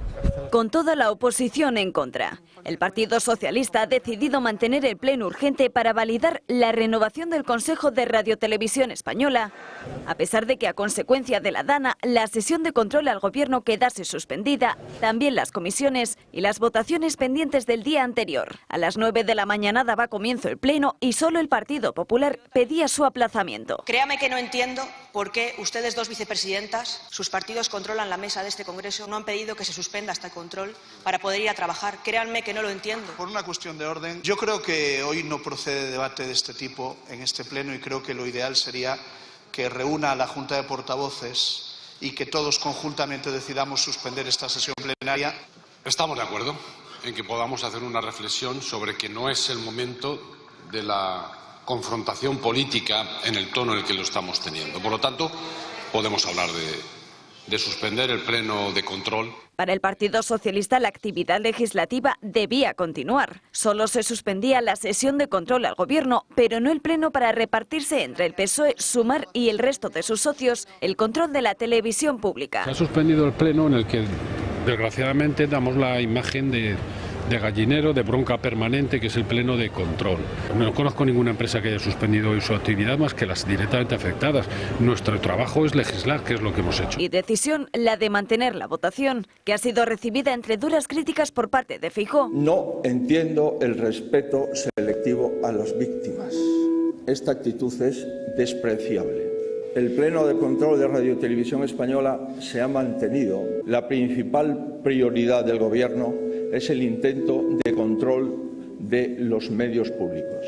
También del grupo de Abascal. El Partido Socialista y sus socios están dando un espectáculo absolutamente dantesco en mitad de una desgracia de este calibre. Ante la negativa, ambos grupos se han ausentado de la votación. Dice Pachi López que su trabajo consistía en eso, ¿no? Que no conocía ninguna empresa que hubiera cerrado, y acto seguido el Partido Socialista decretaba 3 días de silencio en señal de luto. O sea que tiene más cara que espalda. Todo esto para nombrar a quién, a esta gente que va usted a ver ahora en pantalla. A alguno de esos nombres le dirá algo. Estos son los 11 nuevos consejeros de RTV, el consejo más politizado de la historia, y la frase no es nuestra, tampoco del mundo, sino de fuentes de la propia Radio Televisión Española, donde están pues la que fue jefa de prensa de Zapatero, la directora de comunicación de Bolaños, el jefe de gabinete de Junqueras, gente así sin todo igual. Todo exactamente por el señor Calzada, o sea, Calzada, porque se puso una cedilla para catalanizarse el apellido, que es en la franja inferior del cuarto, empezando por la izquierda. El Melenas es un amigo de Pablo Iglesias. El Calzada este es el que se metía con la infanta Elena, en términos que normalmente lo hubieran llevado a la cárcel en cualquier país. Este es el que ha elegido Junts por Cataluña para proteger la radiotelevisión pública española. Y la señora con cara de susto y gafas es Rosa León, la segunda empezando por arriba a la izquierda. Rosa León, que es un clásico que trataba de enseñar educación progresista a los niños con canciones infantiles del tipo, por ejemplo, la oda a las vacunas, del brujito del gurugú, y ese tipo de cosas. A ver, lo de esta mañana ha sido un espectáculo efectivamente dantesco. La cosa ha empezado regulinchi, porque tú has mencionado la frase desafortunadísima de Vicente Sarría, pero no menos desafortunada ha sido la primera frase de Cuca Gamarra solidarizándose con los andaluces y los castellano-manchegos, punto y seguido. Ay, Cuca Gamarra, de verdad. Y seguido, ¿no?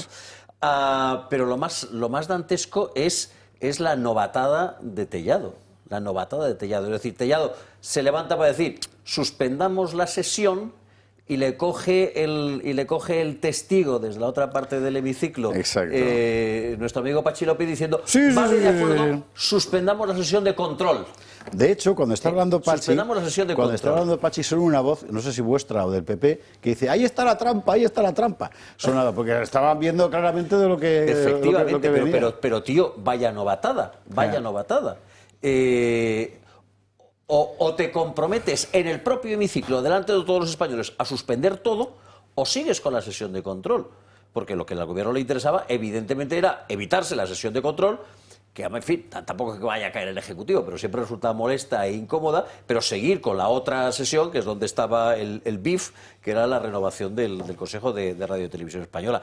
Y la frase de Pachi López, no conozco ninguna empresa. Oiga, mire, lo que no conozco ninguna empresa es que mande a sus trabajadores a casa a las 11:35, a las 10:35 y les diga que vuelva a las 11. Porque eso es exactamente lo que ha pasado. Se ha suspendido el pleno de control a las 10:35, perdón, y se ha reanudado con otro pleno para otro asunto, pero en el mismo sitio, con las mismas caras, a las 11 de la mañana. Perdón, con las mismas caras, no, con la mitad. 176, que han estado a un solo voto de tener el ridículo de tenerse que marchar todos a su casa porque no había quórum. Yo no conozco ninguna empresa que hubiera fichado a Pachi López, pero bueno, eso es otra cosa. Bueno, quiero decir, empresas decentes. Y las de Aldama. Me están preguntando que cuánto cobra un consejero de RTV. Hasta donde yo sé, hace no me acuerdo cuántos años, se suprimió el sueldo para poner dietas relativamente bajas por asistencia. Lo goloso del puesto de consejero de RTV es ser consejero de RTV. Marcela.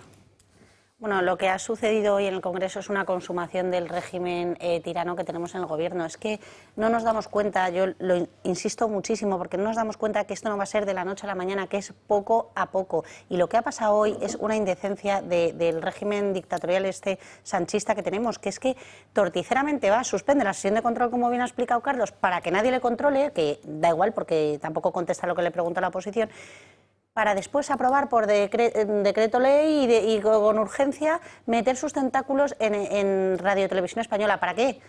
Para controlar los medios de comunicación, si es que no buscan otra cosa, volver a mandar su mensaje único del Ministerio de la Verdad por todos los medios, pues ahora Radio y Televisión Española también. Entonces, yo creo que tenemos que ser conscientes de todo lo que está pasando en las instituciones de nuestro país, en la injerencia de la división de poderes que ya no hay en España.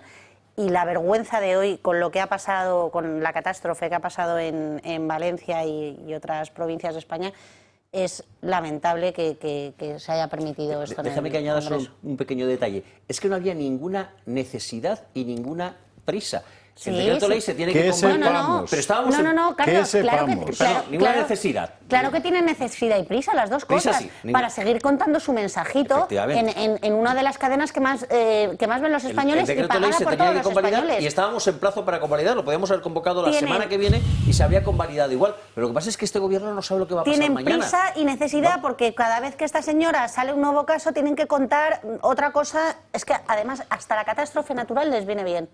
La desgracia que ha pasado les viene bien, porque se habla de otra cosa y no se habla de sus artimañas que están todo el día montando este gobierno. Pero eso ya lo tienen controlado, Marcela. El control de los controles. Eso ya lo tienen controlado. Seguramente hay algo más que se nos escapa.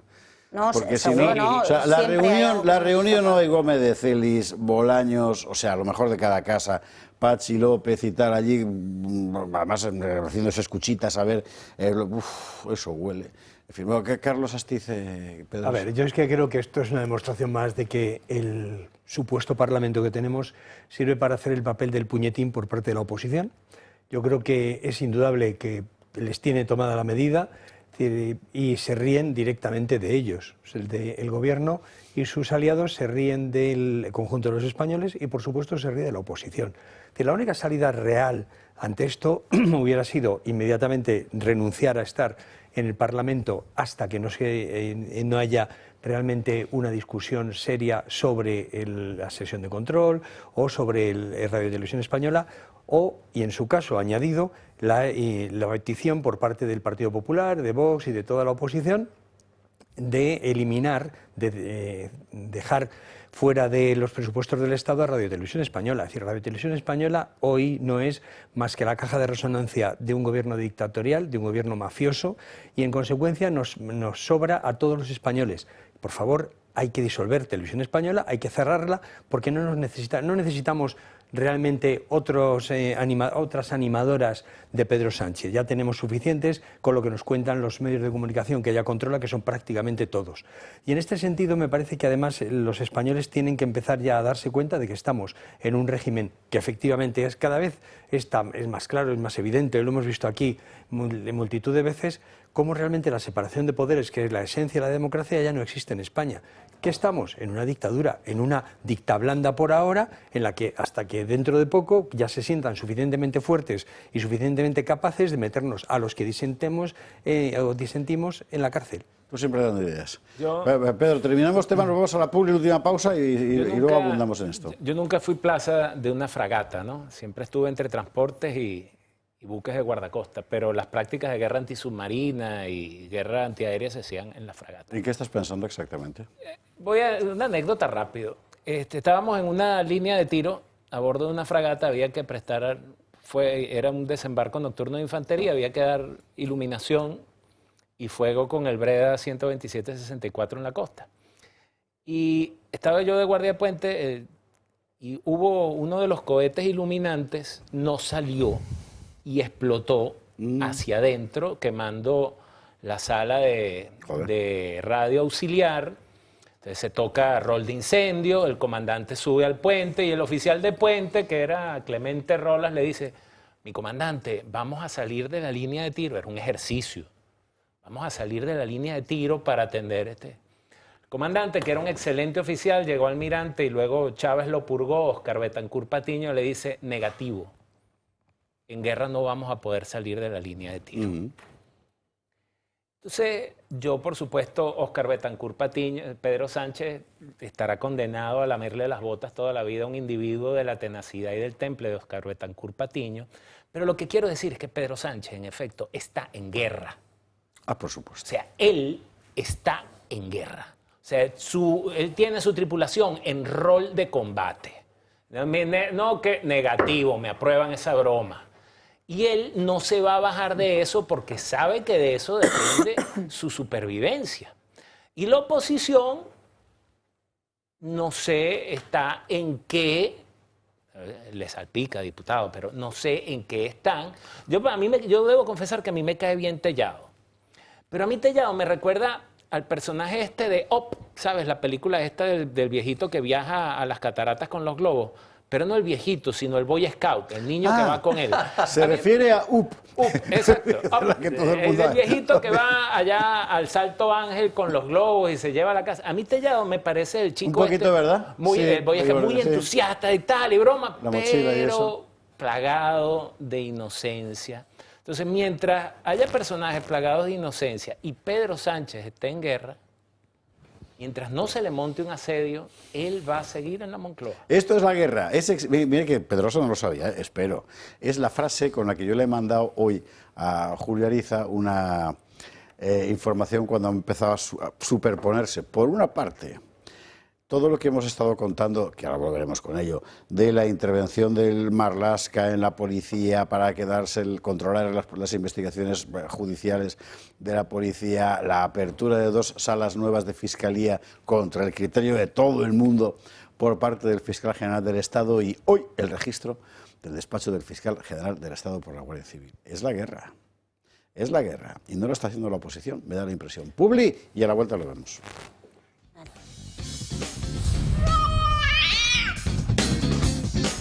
23:48, 22:48 en Canarias, quemando etapas, vamos con este asunto, es muy importante, algo están tramando, bueno, algo no, lo están haciendo a la vista de todo el mundo.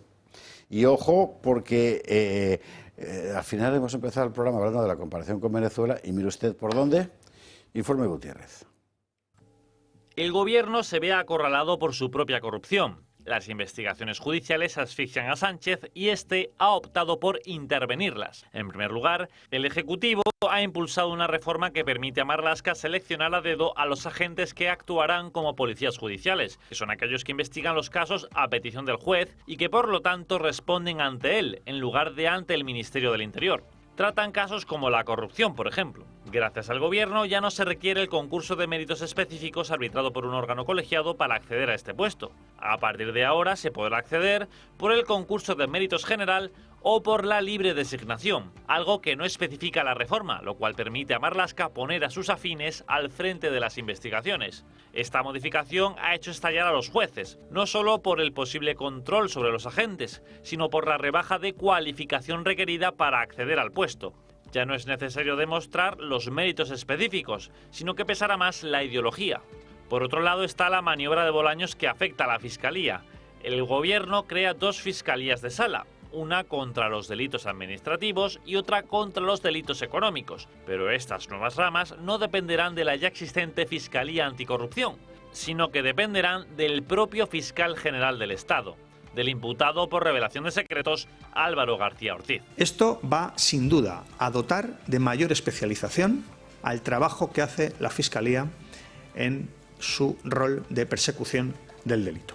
Este anuncio ha contado con la oposición de 7 de los 12 miembros del Consejo Fiscal por el solapamiento de competencias que supone con anticorrupción. Con esta maniobra, Moncloa pone bajo su control a los fiscales que investigan la corrupción del propio gobierno, pues el fiscal general está al servicio del presidente del gobierno, algo que le ha costado la imputación por una presunta revelación de secretos en el caso del novio de Ayuso. El garante de la legalidad, García Ortiz, está siendo investigado por precisamente saltársela.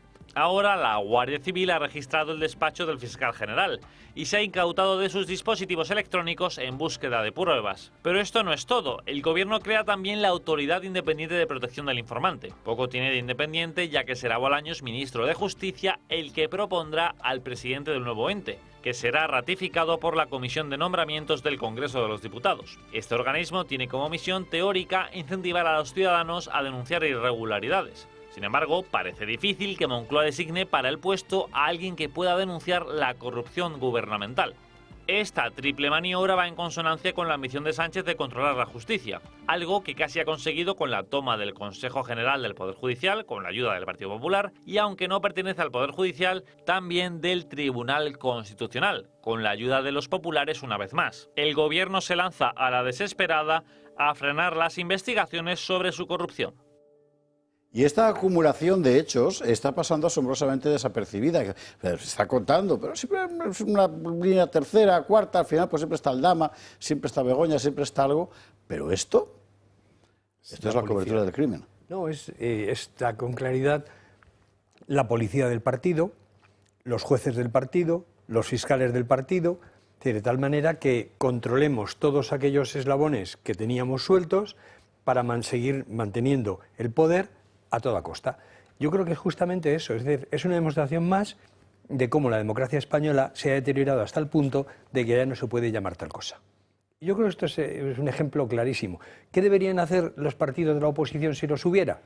Es decir, recurrir a todas las instancias internas, externas y medio pensionistas para poner esto en cuestión, pero sobre todo explicarle muy bien a todos nuestros aliados que tenemos en el mundo, es decir, directamente, de partido a partido, de líder a líder, lo que significa esto. Es decir, España está dejando de ser una democracia y en este sentido, es decir, tenemos que ponernos en pie de guerra porque nos va el futuro en ello. Ahora Flores va a querer contestar por alusiones, creo. No, estoy completamente de acuerdo. Estoy completamente puede ser de de otra acuerdo. manera.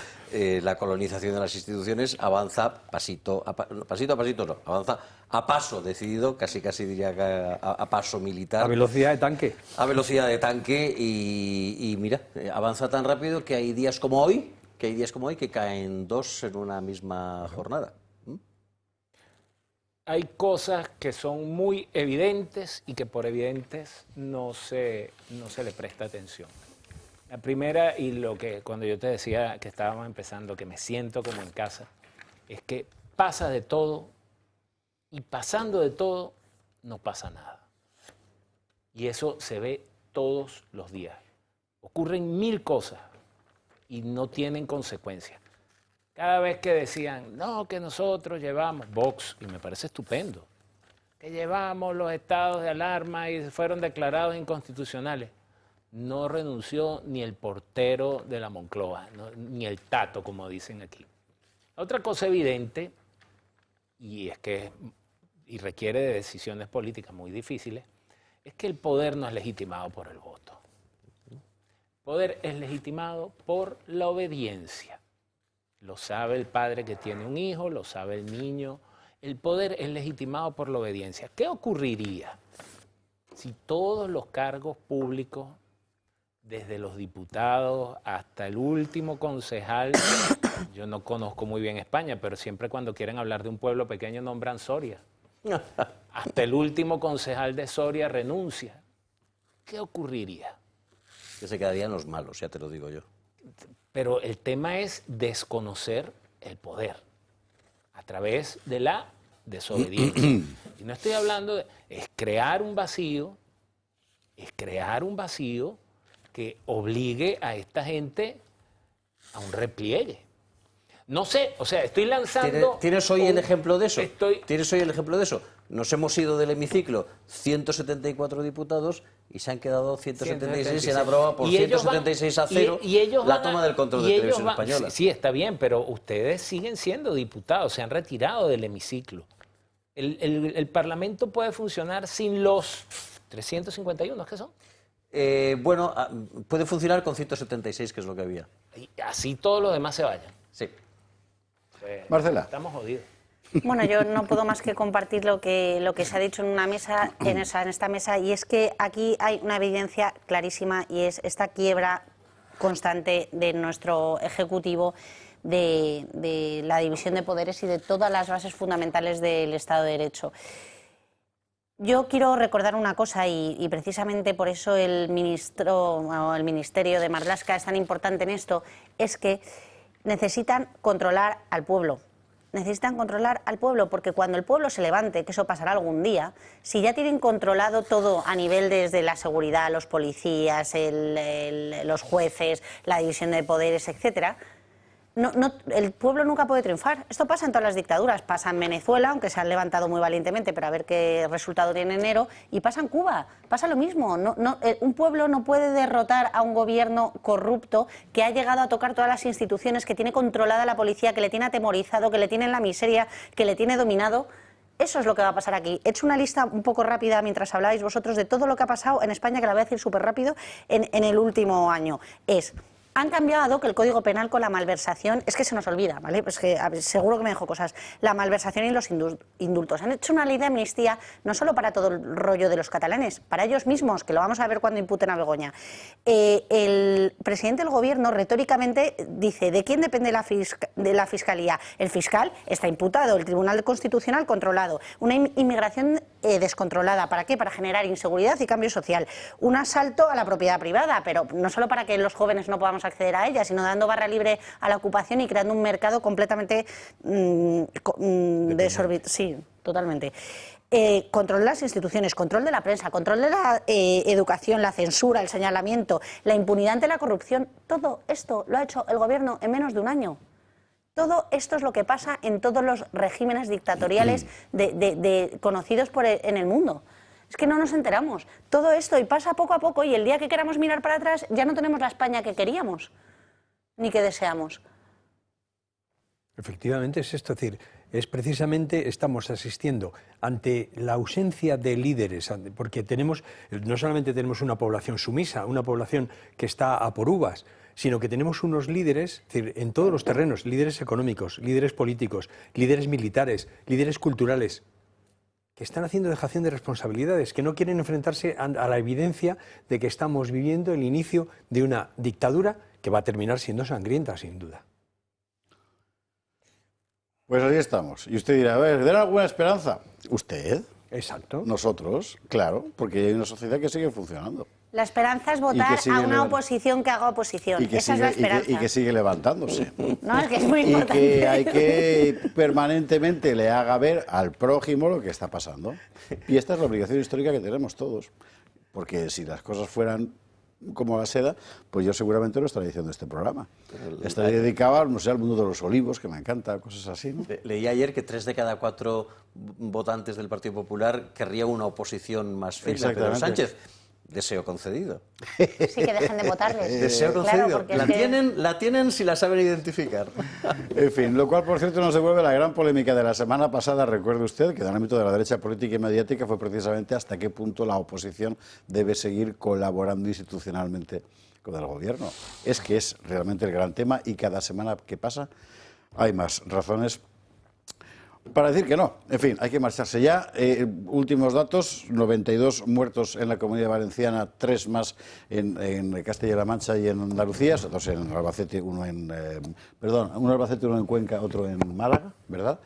1.200 personas atrapadas, según la Guardia Civil, entre la A3 y la A7. O sea, tela. Y algún saqueo que empezó en Aldaya. La Guardia Civil está encima, gracias a Dios. Carlos Astiz, Pedro Luis Pedrosa, Carlos Flores, Marcela Regía, muchas gracias a los 4 por estar aquí esta noche y a ustedes que descansen mucho. Nosotros mañana volveremos. Además, mañana toca Gato de Úsares, porque como el viernes es fiesta, ya verá usted qué risa.